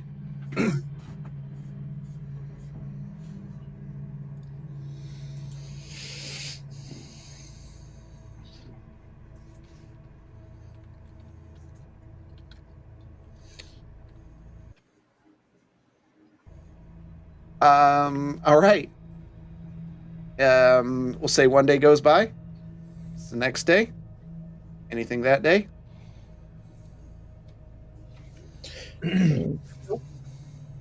Okay. That day goes by. Oh, Hey, continue on. If the spell does what I think it does, can we come back and retroactively do it? okay. Depends. What do you do?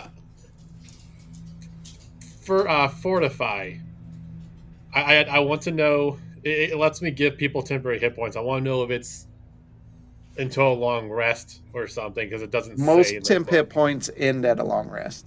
Okay, then never mind then. Okay. Okay. It's the next day.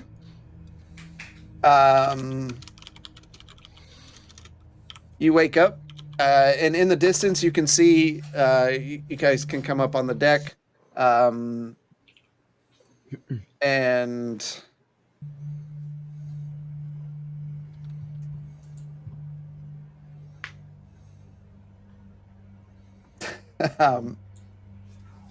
you can see the great Sumalan tree in the distance. You're all standing there, just all watching. Any conversations you want to have? This thing's in the middle of the Arboreum. Arboreum. Definitely right in the middle. Yep. That's what a non-burned down tree looks like. It's been a while. Jeez. Oh, man. Those fucking fairies must hate us. The fairies are pixies. Or pixies or whatever the They hell wouldn't are. know it was us. Wait, I don't understand. Didn't we kill the loggers that were going to chop down that tree? No, Well, I mean, technically, think so. yes. You killed them. No, yeah, no, sorry, it's the fire that got to it. I killed It was- one of them. Quentin killed the rest. I killed. That's on me. It was definitely the fire. Yeah, that's what I was trying to get to. Is the fire did more than anything. The fire burnt the first one, killed them all off.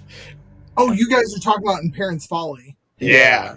Okay, yeah. The second one we came into contact with was the ones that were being threatened by the loggers. And now there's this one. No loggers, if I remember right? No, Hobgoblins, I think? No, they were- Hobgoblins. Knolls, hobgoblins. Yeah, they're not the same. They're Sirens. not even close. They're all Right. hairy. Marsland, any thoughts while you're viewing the tree here? I'm gonna take it in. Have I seen a tree ever like this before? Not of this size. This is massive. This is like world tree kind of stuff. Like, it's probably at least like a mile in diameter. A mile? Yes, this is a tree. Like the trunk or The trunk. Girth, baby. the trunk is a mile in diameter. Yeah, this is a my massive, massive tree. Wow. How tall is it? I mean, it's way in. Like, you're flying toward the city, and like it looks like the branches are still like above where you're flying at. Okay. That's big. I'm going to be drawing it and trying to figure out what its organization is. Okay. Annex, anything to say while you're seeing this this site? Are we on the the deck? Yep. No, I think we're good with the site we're seeing right now. All right. Any How much longer a trip do we have? about half day. You're definitely getting closer. Okay. Any conversation? You guys just a silent trip for 3 days? I mean, Sitting staring at each other. Literally, we're about to confront Colton, ask him for a favor, and Marsland's family's life is at stake. I don't even know. Is this even like a favor type situation? Like, we just have to get permission to go into the swamp, right? We do Well, have it's to not get even- permission to go into the swamp. I guess we still owe a debt to him. We could go work off our debt in the swamp. I wouldn't remind him of shit. wait. Hello. We can make this happen. What deck Go do we work in the still- swamp, send the ship away. When we find his parents, just whoop out. What debt do we still owe him? I Uh, all debts were cleared. Technically, returning Oz's soul. Yeah. We tried and failed. Yeah, it was. We had this conversation last week about us trying to get it to be like, hey, here's the debt we owe from the Astral Sea. We're able to find it. Now that we've paid up on that, can we make a deal for something for reforging That's the my thing. sword? I wouldn't even bring up deals. I'm Yeah. Well, he's gonna bring up a deal. It's Cold and Frost. just saying. Listen, we need to get into the swamps. We could just parachute off. No, I mean, we should do the right thing, but it's like, Hasn't every time we've cleansed the ley line, like, hasn't that helped? well, we've only cleansed one, and I don't know, did that really benefit anybody else? I mean, the land healed, right? I'm assuming. Right. I guess that's what you're trying to get at. Yeah. It seems like every time we've done something with the ley lines, it heals them and puts them back into their natural order. So It's also possible he may not want that land healed. this is true.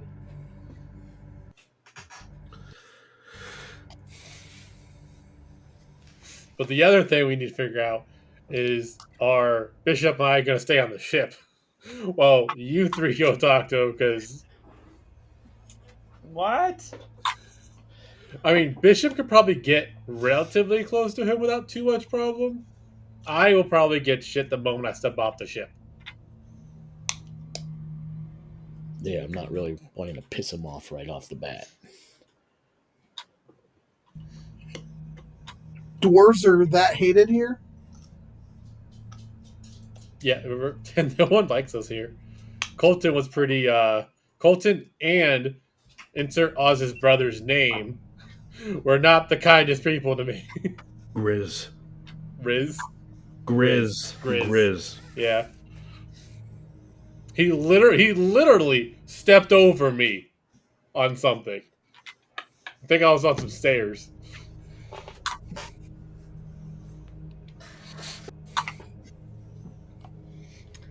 So, how are we going to broach this topic with Colton?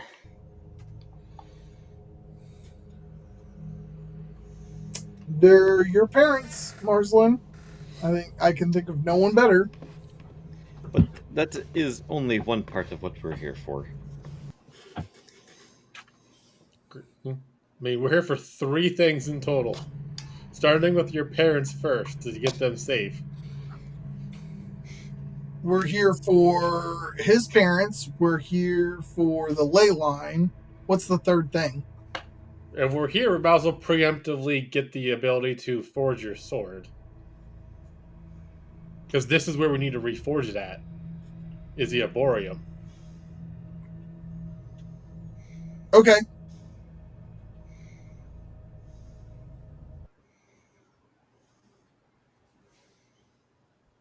Well, I So will say then, that should the 3 people that need to ask Colton be the ones to ask individually then?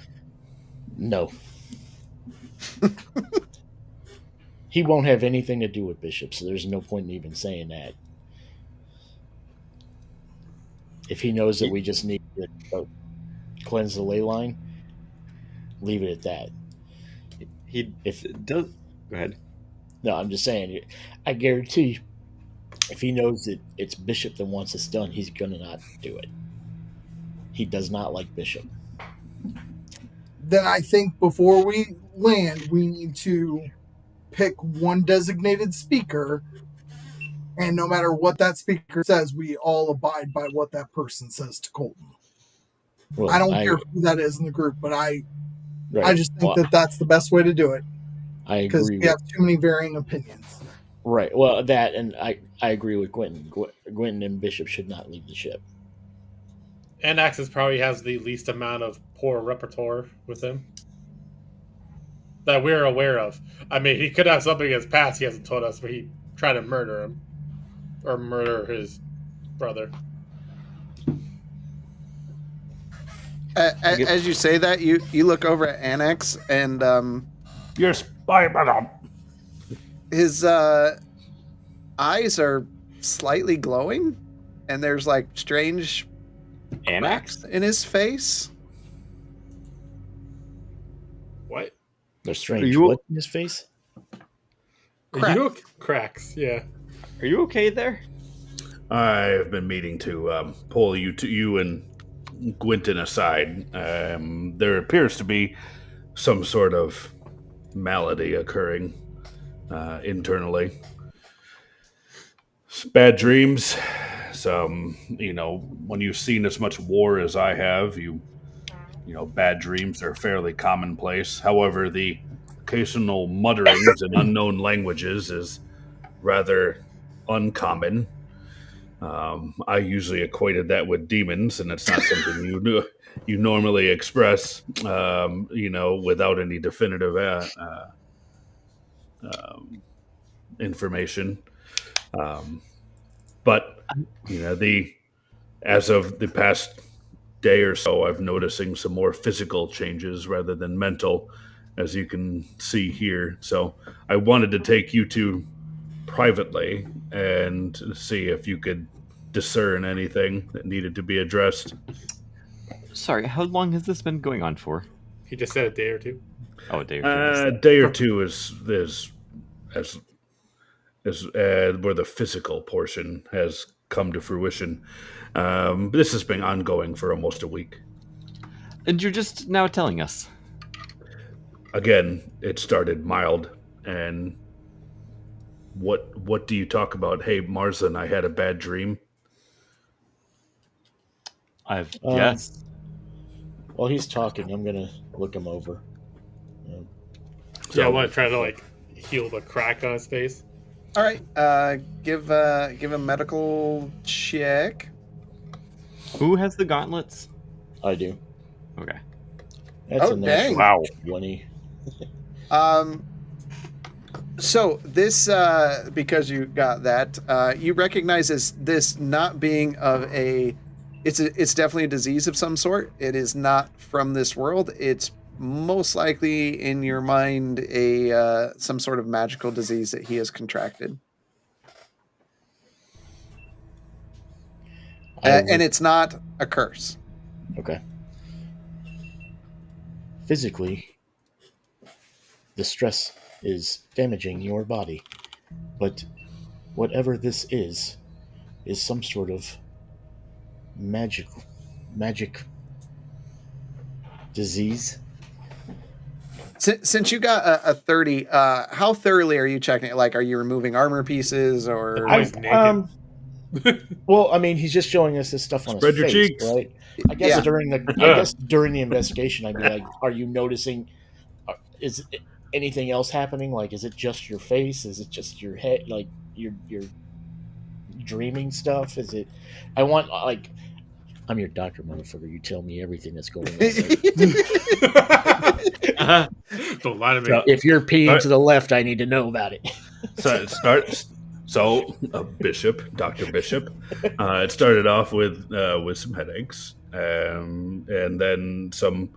There was some muttering in unknown languages that were occurring within dreams. Those dreams are very vivid, and then there has been some amnesia that has come about from that. Recalling spells, the following day, that are rather commonplace, and now it's been more physical in nature. Just yesterday, my fingers started glowing at night, and now this morning it's getting progressively worse. As far as physical portion of it, how do I feel, DM? Do you take your gloves off at all during all this? I can.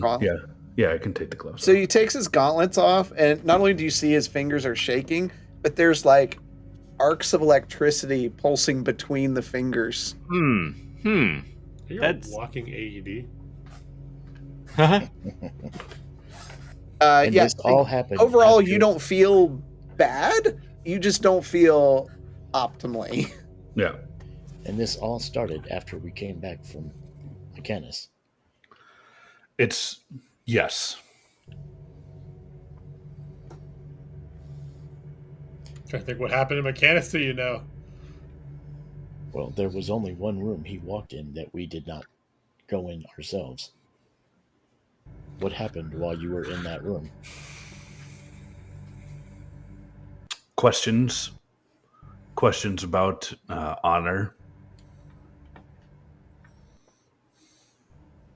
Not all of the. I mean, there's some of the questions. It took a few attempts in order to answer them to meet the qualifications of the trial.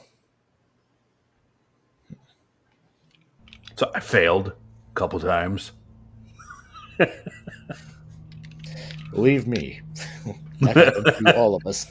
I'm just gonna look at Marsland. And you don't. I mean, honestly, Bishop, you don't really think anything of it when your fingers are trembling. I've seen a lot of stuff, and fingers tremble. Yeah. And so but then the headaches, then the dreams. It hasn't lessened like it normally would. Usually, battle fatigue would fade after a few days. Is this the longest you have stayed awake from your slumber? No. Well, it seems to be arcane in nature. I would say the longer this goes on, the worse off your physical body will become. Marzin, can you discern anything? Do I discern anything? I'm gonna be looking him over, trying to determine what I can about the magic of it. Roll your Arcana check. Nat 20 for 35. My God, 2 on this disease stuff. Like, Hell holy yeah. crap! A 30 and a 35. No secrets. You have a plus 15? Yeah. Crap. I'm a wizard, Okay. man. Because of this, and because of 2 natural 20s, and I typically would cure never him. do this. No. It's no fun. No. Marsland, you're able to take the medical data that you got from Bishop and combine it with stuff you have read in your books. You recognize this as what is called ley rot blight. This happens due to prolonged exposure to corrupted ley line energy, especially from unstable sources like shattered veins of ley lines. I would say with your intelligence, you could ascertain that at one point, an Axamander stuck his hand into a thing and took a little bit of damage. And that might have infected him with this. You talking about back in the tomb when I stuck my hand in there? Yeah. Yeah, when you got Gwen. Okay. I didn't even think that. I didn't think anything of it. That place is traps. You know from reading this that there are specifically 4 stages of ley rot blight, with the end stage transforming his body into a ley-touched thrall, which is a monster that he would no longer have control of himself. You said Not 4 again. Come on, man. Are there any ways of curing such a disease? Because of the natural 20s, you can use Greater Restoration, the actual heal spell, or wish to reduce a level until you reduce the stage past its initial, and then it would be cured. Right now, from his symptoms he is at stage 3 of 4. Oh, God! bruh. Sheesh. You do know my that hands were trembling last episode, man. But you do know that like it takes days for it to progress to certain points. Okay, I'm going to convey all of that, mainly focusing on Gwynton. Well, I would say that you and I were having this conversation in front of him because it's like, Yeah. Everybody's kind of there, so Yeah, I'm going to relay it all, but now I'm like, Gwynton's probably the one that's going to be able to do something about it. I would just not know how bad it is right now. Just these are symptoms. He's bad, guys. Oh, you also know that there is a rare herb called ash bloom that grows near certain ley line ruptures that can delay progression by 3 days if it's properly brewed, but you definitely don't have any of that. You know what we do happen to have? 3 diamonds worth of 100 gold pieces each, and I can cast Greater Restoration 3 times.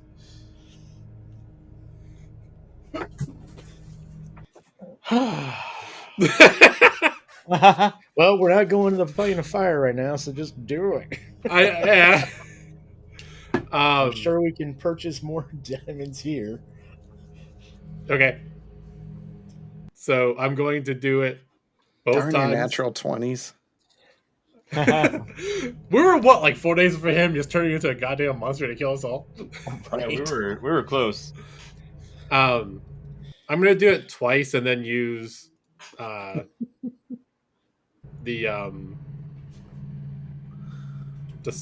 magical spell, the thingamajigger. Greater Restoration. No, I mean, yes, but divine Yeah. intervention for the third one. I'm gonna help out because I get accused of not helping out. Use divine intervention first. Okay, I'm going to use that one first. Okay, so you use divine intervention to cast your greater restoration. As Anaximander is bathed in light, you see his pupils darken. The cracks begin to mend in his face. Anax, you feel your hands stop shaking. You don't seem to have the symptoms anymore. You pull your gauntlet off, and like your hands look normal. Seems to have helped. Thank you, Quentin. In this particular case, divine intervention use in any form fully cleanse the disease at any stage. Okay. I was wondering if I should use that one first, but praise true silver. Well, I'm glad we got that crisis averted. And Sometimes I'm a little bit too stubborn about revealing any kind of ailments that I may be undergoing. Moving forward, like if any of us have, like I'm talking to everyone, right? If anything suddenly starts changing, let people know. I mean, Quentin, My secrets hands, are my own. my hands were trembling and I had headaches. You know, I'm several hundred years old. I'm not 14, so. You don't look a day over 20. Because of the back-to-back natural 20s, I also want to give an inspiration to Marsland and Bishop. Woo! Nice. This also happened while we were. I mean, there was a lot that happened from the temple to when this is now. So if nothing had shown, how would we have known anyway? It's true. But chalk that up with the exhaustion after the battle there in Mechanus. I was pretty tore up. Well, I appreciate. I shouldn't have waited that long, and I will try and be more attentive to any kind of ailment, no matter how minor. Well, that is one crisis averted, as we are heading into another. Could you imagine, like we go there, and all of a sudden I just get a message that I have lost control of my character, and I'm now because I was a stubborn old man and I didn't want to say anything. I don't need to go to the doctor. I'm fine. I don't need to go to the doctor. He's cooked. I am pleased to announce that you are now peeing straight.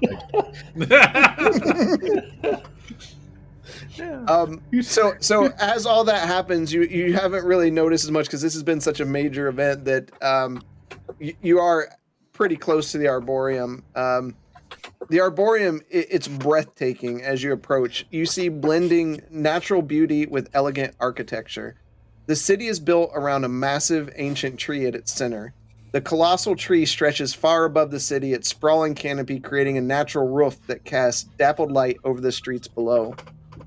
Its trunk, wide and gnarled, is interwoven with bioluminescent vines that emit a soft glow, bathing the city in a warm, ethereal light. The city's layout follows the circular shape of the tree, with roads and pathways radiating out from its base like spokes on a wheel. The buildings are crafted from a blend of white stone and living wood, merged together with the natural environment. Closer to the tree's base, the architecture becomes grander, with elegant spires and intricate carvings from what you can see. The heart of the city features a large open plaza that encircles the tree's roots. And you can see from here cascading fountains, lush gardens, and streams that run through there. Beyond the city's edge, the coast stretches out. The cliffs drop into a crystal clear waters. The sea breeze carries the scent of salt and flowers even from where you're at. And it feels really serene and welcoming as you get close. But as you approach... Go ahead. I'm looking at everybody and it's like, it is surprising that Oz wanted to get away from this place so badly. It does seem to be a very peaceful looking place from the outside. as you approach, you all feel the warmth of a bolt of flame passing over the bow of the ship right in front of you. And from the side, you hear as an elven guard wearing ornate armor riding a dragon-like creature flies up next to the ship. Staff in hand, you can see him holding a spell in his hand as he shouts, "Bring this ship down, or we will bring it down for you. Oh boy. By the order of King Regent Frost, all ships are to enter through the night steps." From the other side, you hear another as another rider appears on the other side of the ship, and you turn and look and see another one even behind the ship itself. Do you comply? Return fire! No. I was chewing. Did I hear return fire? Hold your fire. We will go to the night steps. Thank you for the direction. Do we know what that means? I'm just going to follow them. Please guide us. They're kind of you can feel them kind of like nudging towards you down and start heading. They guide you down until the ship hits the water, and it kind of jars all of you because you descended so quickly. You can hear the feet retracting underneath the ship as you hit the water, and they just kind of fly beside you, guiding the ship into kind of a hole in a large stone wall. Once you start passing through that, you see these ornate docks, and the ship just kind of pulls up to one of the docks as the dragon riders just kind of disperse in front of you and go about their business. As it settles in, because you are used to this, you see a mix of frost reavers and guards awaiting you on the docks, weapons at the ready. Your plank comes out and lands on the dock so that you can disembark. I'll speak with the party. Do you want me to represent us in front of Colton Frost? I can do so as an ambassador. I would say out of the three of you, that would probably be the better option. My plan is to come in there neutral and willing to listen in addition to making a request. Are we okay with this? That is fine with me. Okay. What are the bounds of what I can offer and not offer? Can you think of anything off the top of my head, on the top of your head? Number one, we should not be asking or doing any favors. We do Understood. not need to owe Colton Frost. He will probably ask for a deal or some kind of bargain. I would in his stead.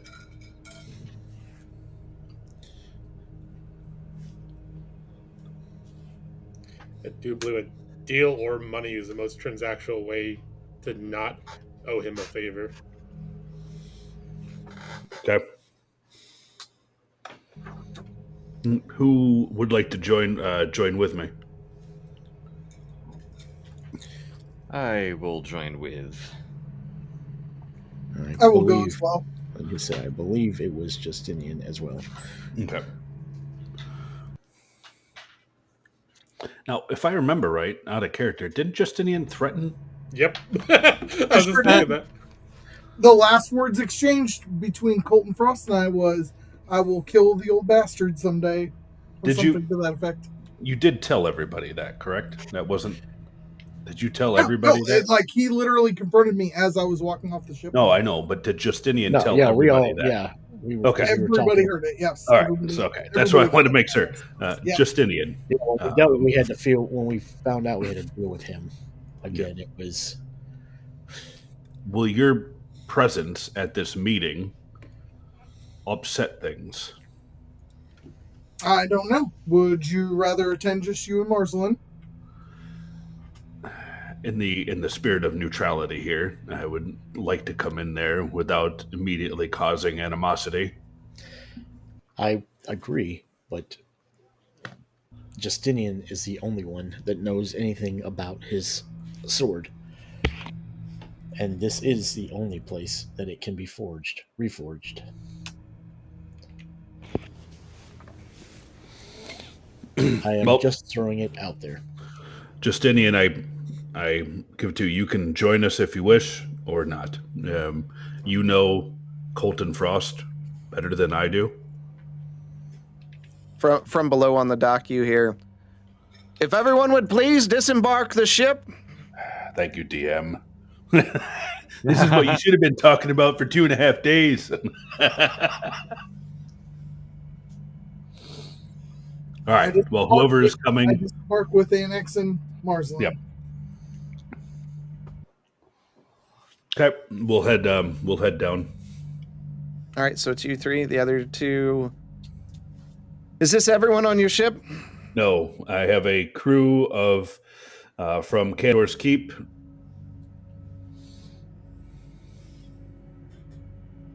And that's it? How many bodies? How many people are in our crew? You tell I me. have no clue. I can look. I tell him the number for the crew plus 2. I'll accept. I'll accept. Okay, there are blah, blah, blah, many bodies on board. One of the guards kind of pushes forward. State your business here. We're here to speak with the King Regent here from Candor's Keep on a diplomatic mission. Sure you are. Speaking with the King Regent is only done by special request. I would like to make a special request to speak with the King Regent. We have come from Candor's Keep, and it is of the utmost importance. Is this a matter of the security of the Arboreum itself, or business of Candor's Keep? This would be the security of the Isles of Phrasia, which would encompass the Arboreum and Candor's Keep.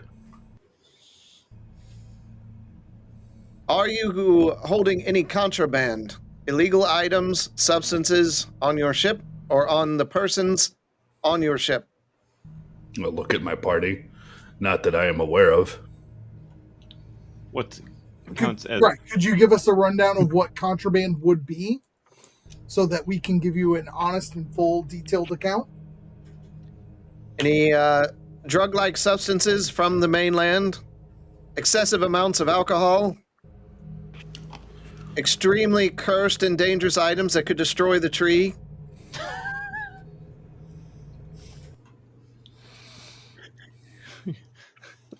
Everyone starts to raise a finger.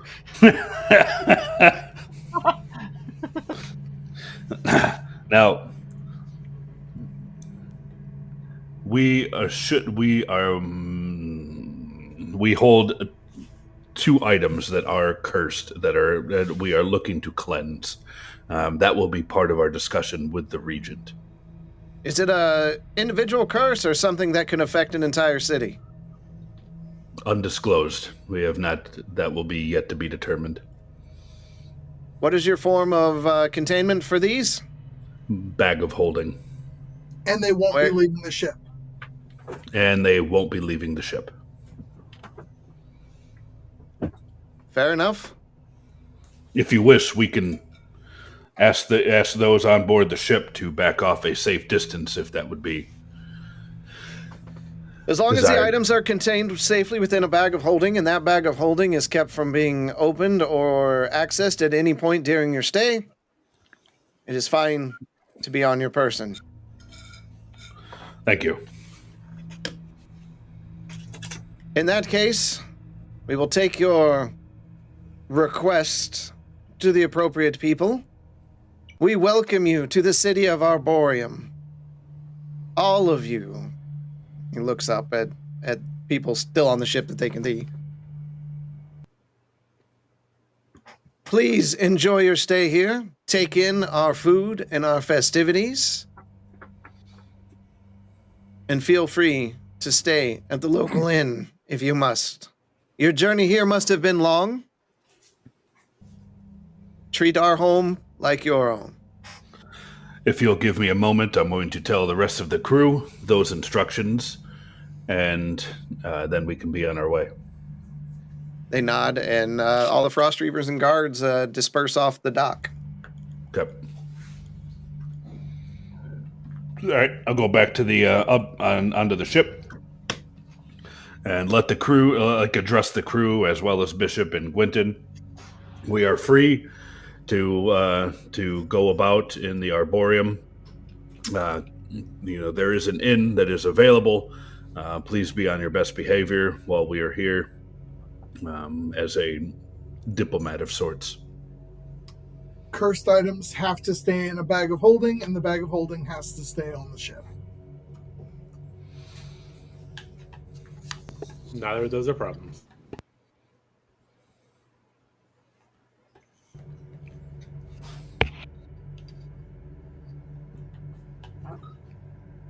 All right.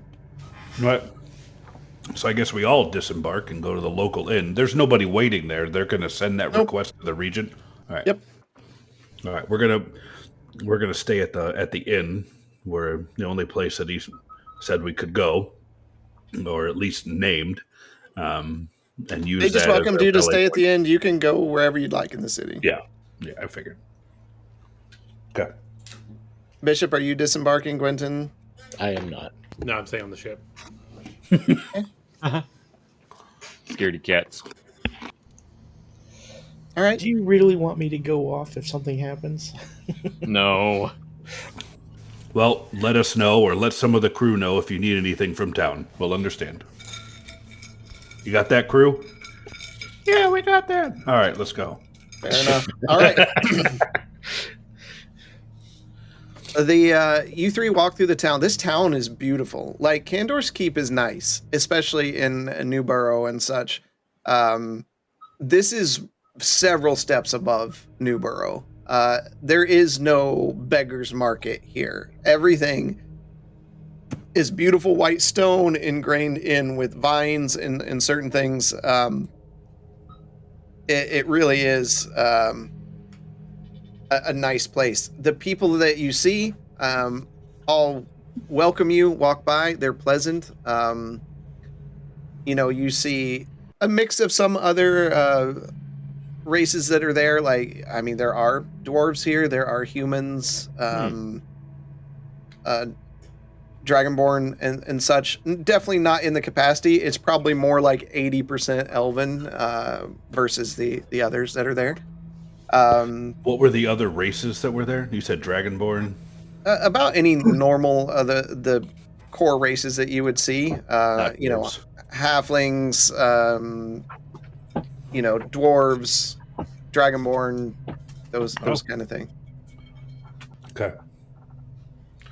I'll use my walkie-talkie sending stone. Gwynton, there are dwarves down here. Boop, boop.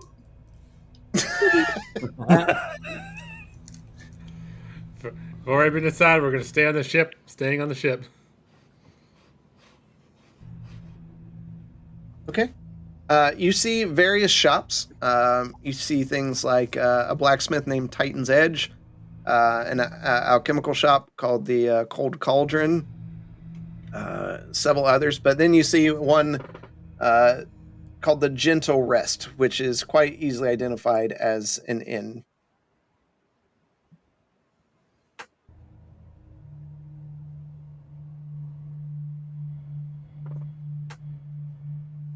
All right, we'll head to the inn.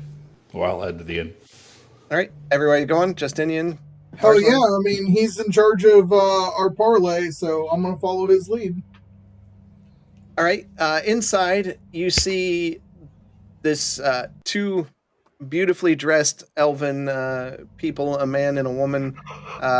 They're in kind of white robes with kind of a gold trim that covers down, and they just have a serene look on their face. Welcome to the Gentle Rest. Thank you.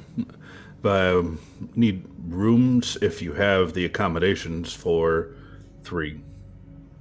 Yes, how many rooms and for how many nights?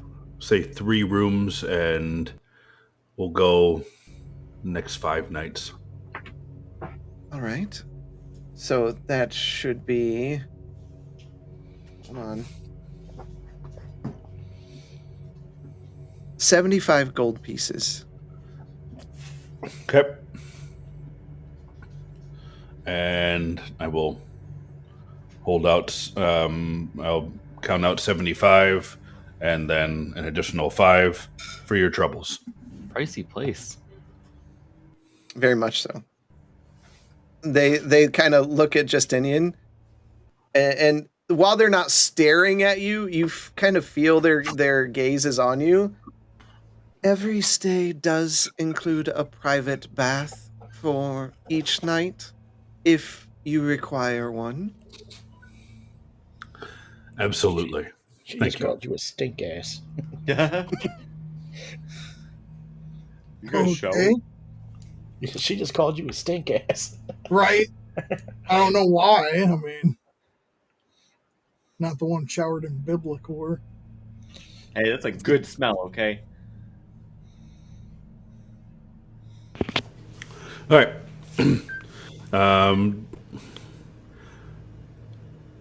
Is this just a typical inn, or is there a bar here? No, what are we No, seeing? it is just a typical inn.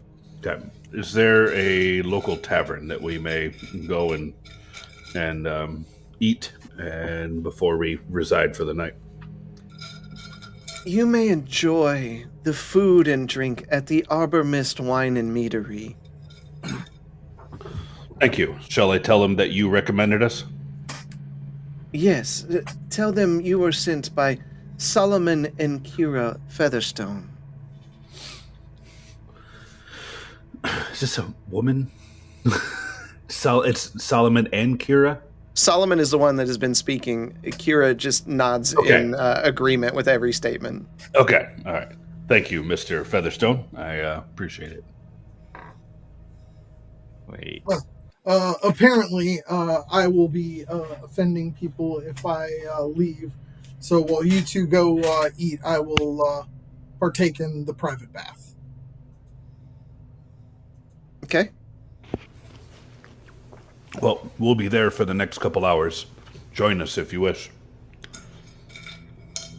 Kira takes you by the hand, Justinian, and just the softest touch, and just leads you back to the bathing chamber. Okay. And proceeds to assist with your bath. All right. Marsden, you're going with Annex? Yes. Sorry. What was your name again? Which one are you talking to? Somebody said Featherstone? It's Silent and Cora. No. No, Yeah. Solomon Solomon. and Kira Yeah, that was close enough. Featherstone. Do you have relatives around the island? I swear I've come across that name before. Relatives? It's just us two.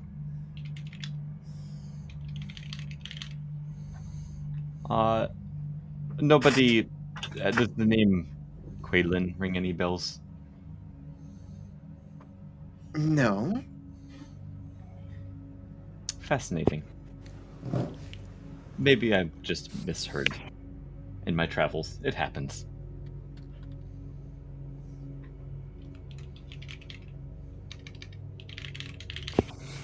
DM's frantically going through his notes. What the? Nope. There's a reason for everything. Well, thank you. And we will let them know that you recommended us. Okay. Head out. So you head over to the Arbor Mist. It's not very far from there. You walk inside. Again, this place is elegant. It's beautiful. You're used to taverns being a little on the rougher side. There's like really gentle music playing.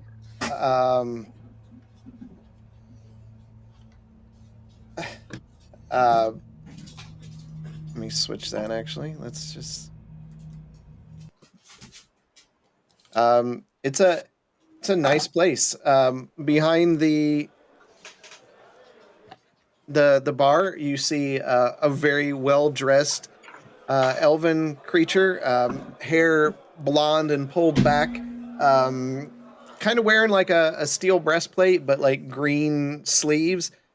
Slung across his back is a lute, and then he has like these bright blue boots on that you can see from time to time when he steps away from the bar. Sweet shoes.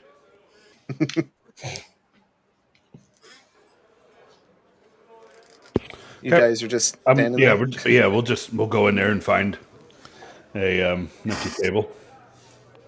Okay. You go sit at an empty table. You can see people looking at you, but not paying too much. Like, Marsland, nobody's really paying any more exceptional attention to you than anyone else. Okay. This is a pretty proper place. It's not like there's no shady characters hiding out. No. This is elegance, as everything else in town. Here we are in just like full armored regalia.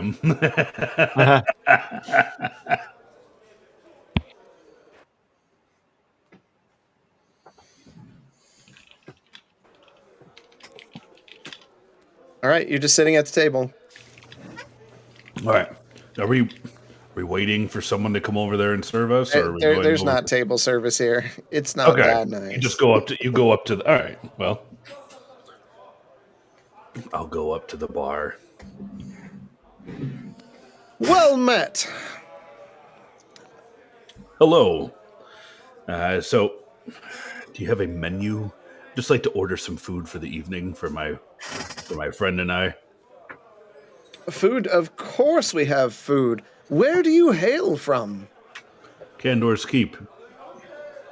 Ah.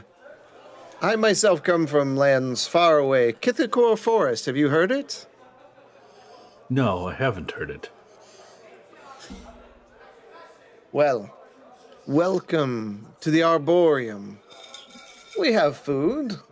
What would you like? Our special tonight is we have some roast lamb spiced with mint, served on sumalin leaf. I think that will work. Can we have 2 orders of that, please? Sure, that will be 10 gold pieces. Okay. And could I interest you in a glass of our wine? Unless you want something a bit more elegant. We'll take the wine. I'll take what you recommend. It would be 5 gold a glass or 50 gold for the bottle. Take just 2 glasses is fine. You If said you're looking 10 gold each for the food? Yes. All right, just making sure there you go. There. If you're looking for something more adventurous, we do have quite a rarer vintage. It's a blend of special Sumalan fruit wine and heart tree essence. Not right now. We actually came here under the recommendation of the Featherstones across the way. Ah. And he slides 5 gold back to you. Ah, well, thank you. For the recommendation. Well, it seems that it was a good recommendation, and we will enjoy our time here. Thank you. We'll be sitting over there, and just call us, and we'll come get our food. Is that how the things work here? Absolutely. If you need anything, my name is Presidium Utulian. Presidium Utulium? Can you spell that out, please? Utulian? Yes, I will send it magically to your mind. Wow, thank you. Oh, Marceline, are you there? I thought it was ordering for both of us. Whoops. Yeah, I'm there. He's there. That's fine. Sorry. Right. Marceline, I should have asked. All good.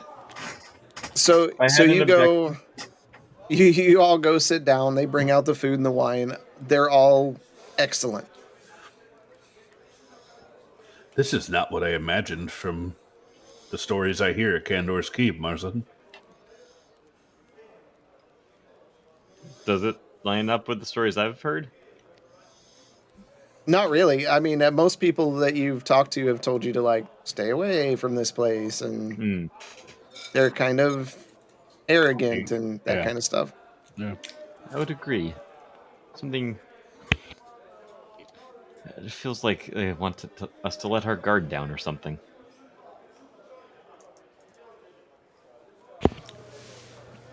Let us, for the time being, let's try to keep an open mind to our stay here in the Arboreum. We may find more surprises. I do not know this Colton Frost, which is why I asked him to come and speak with him as ambassador for all of us. Seeing as there is a history there, hopefully we can come to some sort of resolution to be able to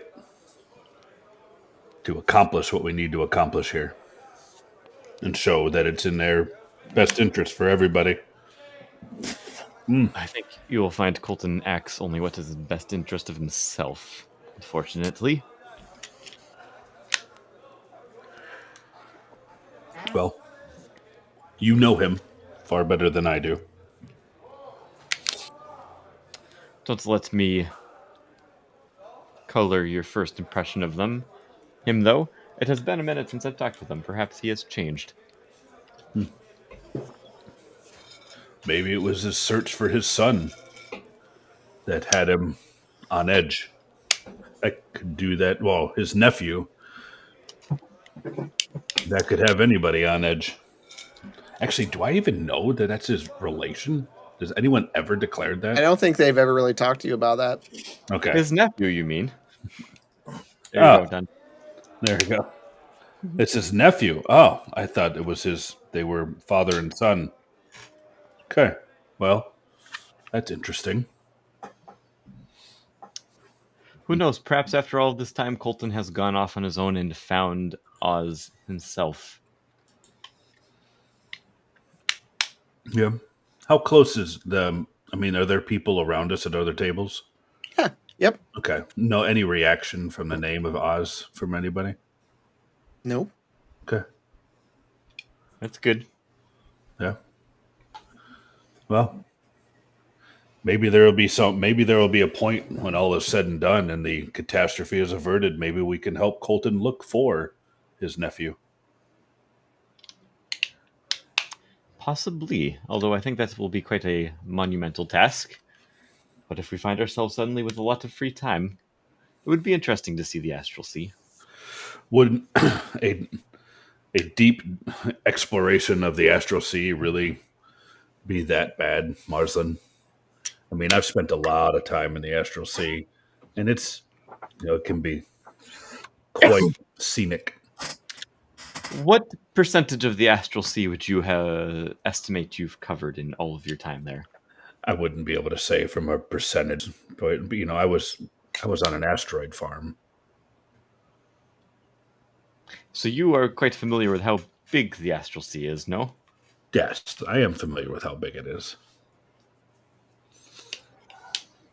I don't know. I have not been there. But from what I've read, I think it would be quite a place to scrape through. It would. How much is a soul, Marsland? In mass and quantity, what's the No, unit? Marsland. How much is a soul worth to somebody when you care about them? Well, I guess it depends on the person that you're referring to, but quite a bit, I would imagine.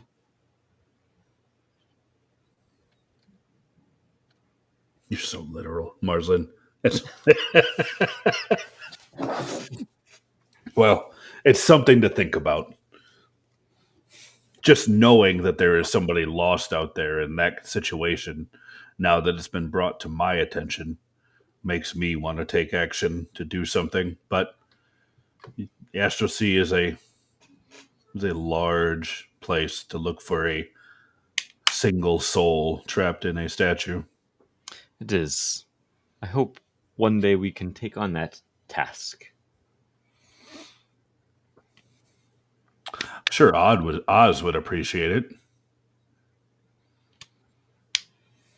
I'm sure he would. I hope that he is able to somehow entertain himself in whatever this prison is he's managed to land in. I'm sure As you he say has- that, Justinian does approach and join you. Ah, Justinian, you're here And bathed. and bathed. Here, let me go order you some food. Okay, and I'll go up there and I'll order him some of the same, and then Okay. I'll pay accordingly. Okay. Okay, and then I'll come back. Food will be on its way, Justinian. It's not ready yet. Fair enough. Right. So you guys just sit here and hang out and then go back and go to bed? Or anything else? Right, we're trying not to cause a stir. I mean, Yeah. I'm trying to take this ambassador thing seriously. You know, and he's a pretty serious guy. You know, to go poking around yet. Well, I've been thinking about it since we landed here and looking around at this place versus what I've heard and thinking about the fact that maybe I didn't give Colton a fair shake due to his predisposition on Bishop when I first met him. I was young and naive, and perhaps Colton just has a different worldview from me. Like I told Marsland just a few minutes ago, I do not know this Colton Frost, or excuse me, King Regent Colton Frost. We should probably remember the honorifics while we are under his domain. Under King Regent Colton Frost, I don't know him very well at all, so I'm going to take it at face value without the background that you have. So that's my role here.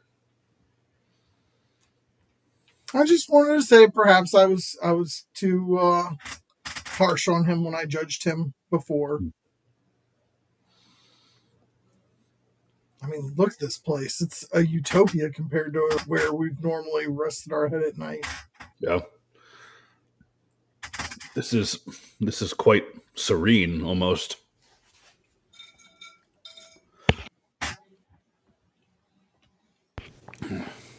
Well,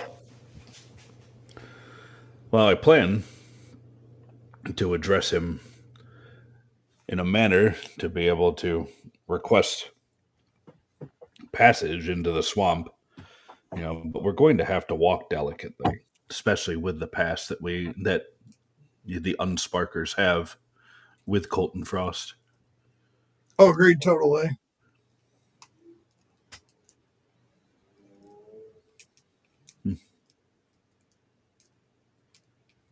All right. Did you guys finish your meal, your drinks? Head back to the inn, Yep. unless you've got something else. Nope. Nope. Okay. You go to your rooms. The rooms are beautiful. The beds are super soft. You just kind of sink into them. Really nice windows. The windows open. So you just get this sweet smell of like flowers that kind of waft through the room with a hint of honey. It's just a beautiful place.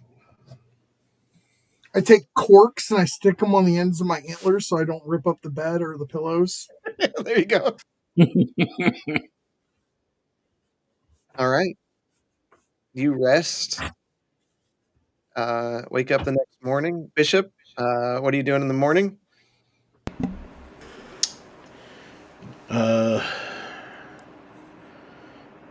I'll make my way back down from the crow's nest and look for Quentin. Okay. Quentin, you come up on the deck after your restful night of sleep. Anything fun and exciting up here, Bishop?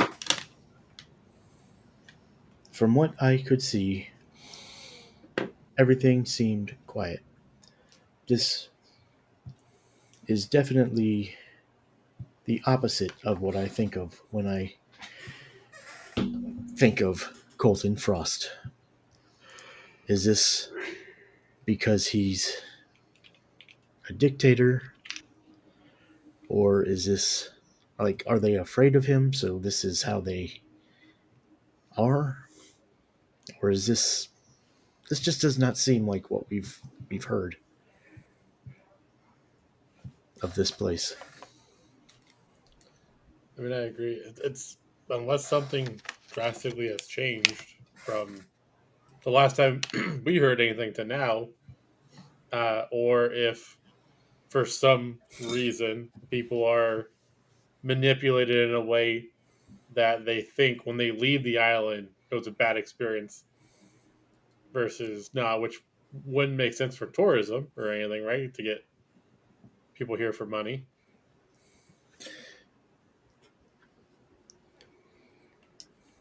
It's the rumors are almost as if they want to keep people away. I just don't trust it. I don't trust Colton Frost, and if what Oz was worried about is true, I don't know. Yeah, unless maybe they're doing something they don't want the rest of the world to know about. That's why they advertise it the way they do.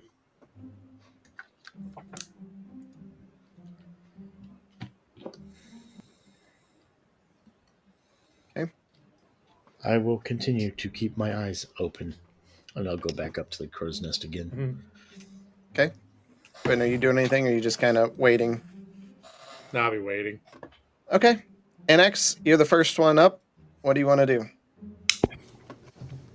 Gonna head downstairs and ask if there were any messages from that came in for me. And I didn't introduce myself. Anaximander Starward. As you It's a hard day. As you descend to the main floor, standing there at the door is a massive dragonborn, and you can tell, well, you can't, but they're holding a large pike. You don't see him with much armor on.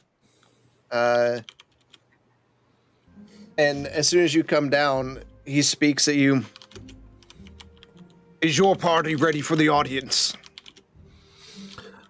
Give me a moment and I will rouse my party and we'll be ready in a moment. The Regent has requested the audience of the Light Unsparkers. I don't remember introducing us as the Light Unsparkers. I wear cloaks, bro. You wear cloaks, bro. You all wear It cloaks. But it doesn't. It doesn't say Light and Sparkers on it though. It just has a symbol. All right, I'm gonna go up there and all right, I'll be back in a moment. Please be patient. And I'll come up and get Marslin and Justinian. Tell them each in turn. It's time. We have been summoned. You also flew in on a Spelljammer, and there's very few of those. I don't think he even there's knows one we have specific- a Spelljammer. Sure, he does. We got the Spelljammer after. He knows everything. Oh my gosh. Okay. He's a know-it-all. It's been like 9 months since we got that Spelljammer. I'm sure Colton Frost has I'm heard sure already. somebody said something Right. about the Light Unsparkers. Got a Spelljammer. Okay. And killed Ethan Shadowspark? Absolutely. Yeah. All right, so you're going up and getting Marslin? Yep. And Justinian, letting him know that it's time.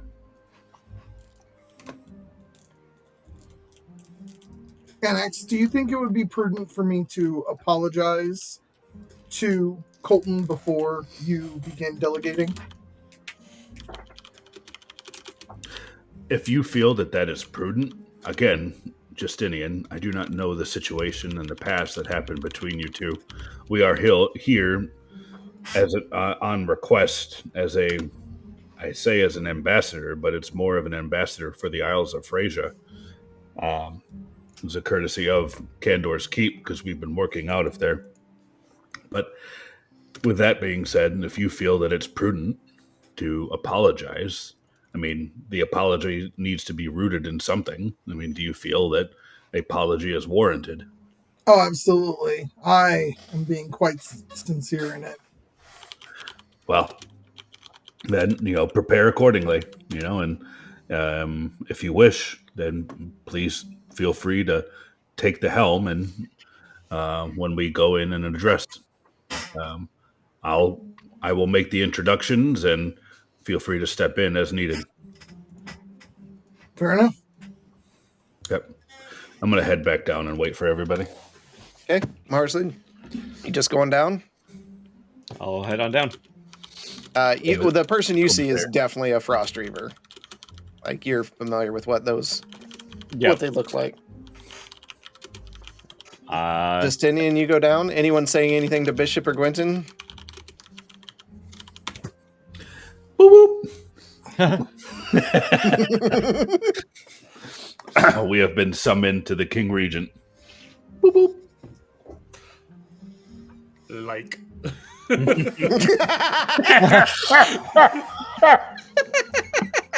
Gritton likes that. We've been left on herd. I have an Android, so all it says is Quentin liked this message. New phone, who dis? Bishop, same response? I don't respond at all. Okay. All right, so is this everyone? This is everyone. He nods at you. Come with me. And he leads you out of the inn and towards the Sumalan tree. You notice the Arboreum streets wind inward like rings of a tree, and at their heart rises this great Sumalan tree. Its trunk is wider than a castle keep, its bark glimmering with veins of pale silver and emerald light. Bridges of root and stone spiral up its sides, carrying the city's lifeblood toward the canopy high above. The air here is thick with perfume from blossoms that never wilt, and a faint hum, almost like a heartbeat, resonates through the ground beneath your feet. As you draw closer, you see the entrance.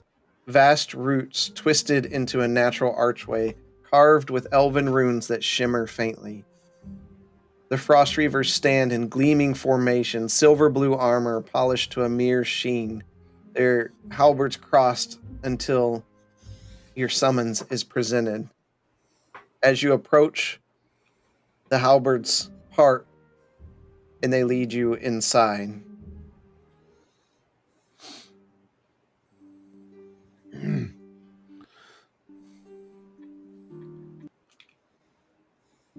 The interior of the Great Sumalan is nothing like the stone halls or mortal courts. Its walls are living wood, polished smooth, with veins of crystal running like rivers through them like grain. Vast roots serve as columns twisting upward into vaulted arches.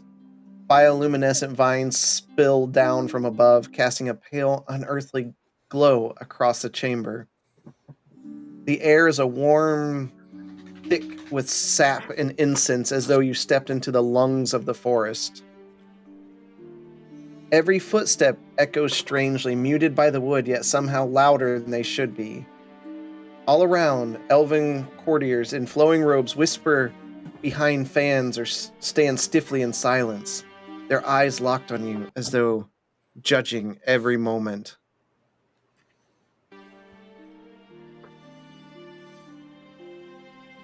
At the chamber's far end rises the dais, carved directly from the heartwood itself, polished to an almost mirror shine.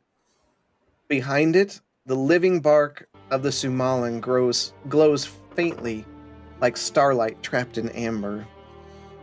Seated upon throne of woven crystal and root is Colton Frost. His hair is pale as ice. His armor gleams silver blue, and his expression is as cold as a winter storm. Lining the walls are 24 Frost Reavers, their helms hiding all but their eyes, halberds planted firmly into the floor in ritual silence. The court itself is silent too, as though holding its breath. Colton does not rise.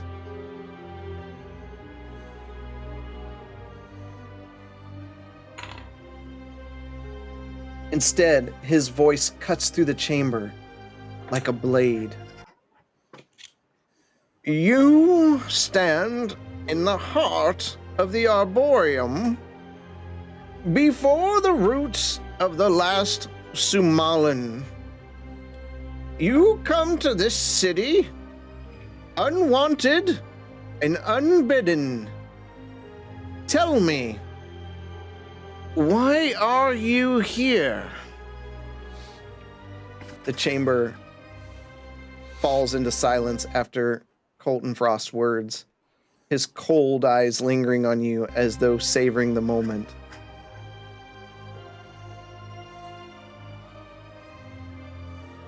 Okay. I'm gonna put my both hands out. You know, I'm assuming Justinian and Marsland is to my left and to my right, and then I'll put my hands like down. You know, and then I'll bow down to my knee as well, and King Regent Colton Frost. I am an ex-Commander Starward of the Light Unsparkers. Thank you for meeting with us today. It is an honor to be here in the last Sumalan tree. We come here on behalf of Kandor's Keep and of the Isles of Frisia in an effort to purge this land of the curse of the Shadow Sparks. Part of that journey has brought us here to one of the epicenters of the Isles.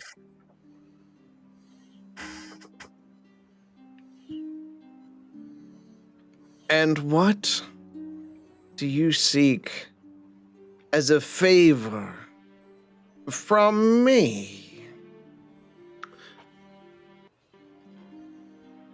We come not seeking favors, but support in an effort to purge these isles. And how might the Arboreum serve the Light Unsparkers, who seem to be short a few members? I just kind of try to gesture to Annex to see if he's okay with me speaking at this point. I'll nod to him. King Regent Frost. We are short those who have offended you the most in our absence, minus myself. Justinian. That which once sought out to serve and be a Frost Reaver, back in my court again. I owe you an apology. Yes, you do. When last we met, I was young, I was brash, and I had recently acquired a power that I did not understand. I did not appreciate that the power that you wield and the people that you influence, and I gesture to his court, the amount of calculating, the amount of personal sacrifice, and the amount of thought it takes to wield a power that could go unchecked if it's not tempered with one's own patience. I apologize for my ignorance when we met a little over a year ago, and I ask that you judge not an Axamander by the ramblings of a young fool. And then I rebow. Oh, do grovel more.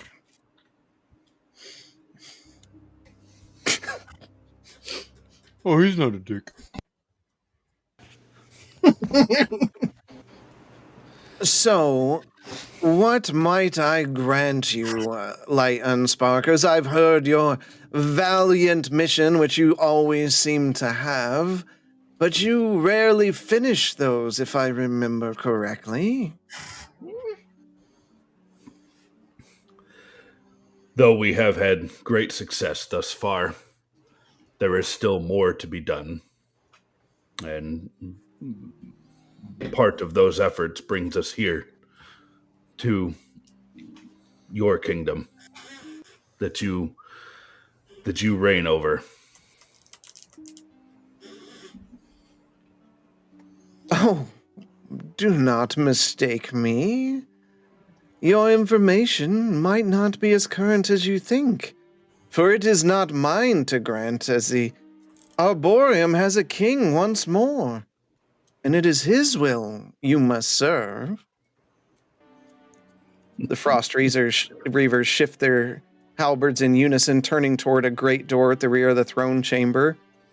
The doors groan open. From the shadows of the root hall, a figure steps into the pale glow of the Sumalan. Are you doing this? At really? first, you think your eyes deceive you. The face is unmistakable. The sharp jaw, the scar on the temple, the unmistakable height and bearing. Oz approaches from the shadows. And that is where we're going to end tonight. What do you mean he approaches? He walks. He walks from the shadows forward. Is it him? Well, tune in next week. Oh, you asshole. Why, you planning on calling off again, Marceline?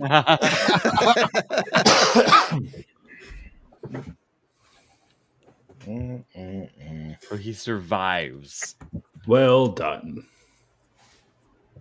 All right. Well, there's that. I could see Bishop already shifting in his chair over there, and he wasn't even in the room. I think there's like fist marks on my chair handles here. This dude is a dick.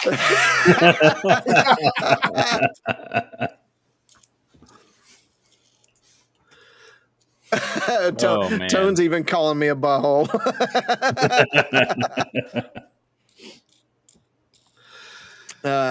So there it is. There it is. You'll have to tune in next week to see what happens. Tonight was Bishop has oil in his pants.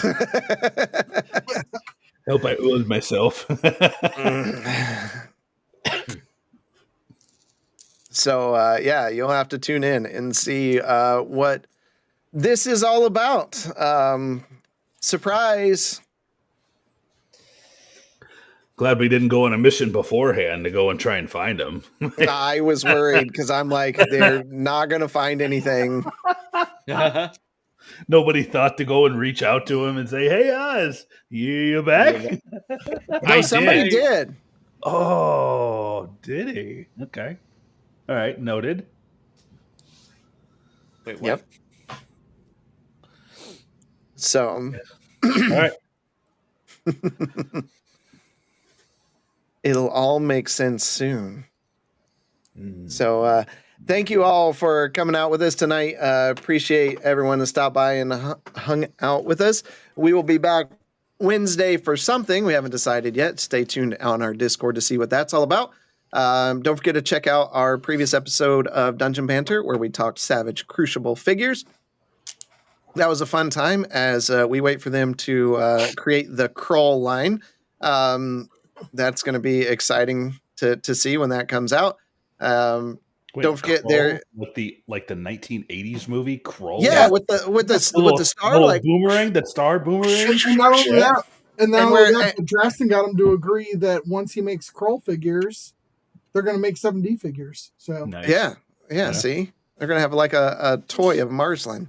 But yeah, the same movie that like when you kill the bad guys, they go. Yeah, it's great. It's great. And Marsland has no idea what we're talking about because he has definitely not seen that movie. Nope. It is the weirdest blend of like fantasy sci-fi. Mm-hmm. So, Okay. yeah. Says the guy that collects Star Wars memorabilia. Right. I mean, it is very fantasy because there's like kings and princesses and Druids like wizards and druids. wizards. Yeah. It's very good. Marston will be Jesus Tone. Check out Let's Set the Tone this weekend. No time set yet, and all that. So, and of course, our friends at Truth Beer and Podsequences and Half-Ass Beer Review. Cha cha cha. So, you guys got anything else? I agree with Tone's assessment of the DM for cutting it off there. Yeah, it's gonna be an interesting post sesh. Yeah. All right. Without further ado, we'll see you next week in the dungeon. We'll see you in the dungeon next week. Boo.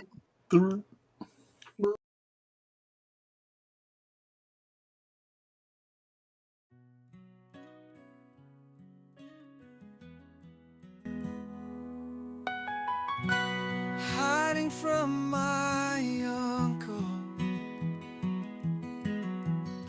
I don't have much to say. A simple astral elf, but I'm angry anyways. But my curiosity got the best of me. I pulled a card and now you see everything in my life has been taken away, and now there is only one thing to say. I'm drifting here in the astral sea.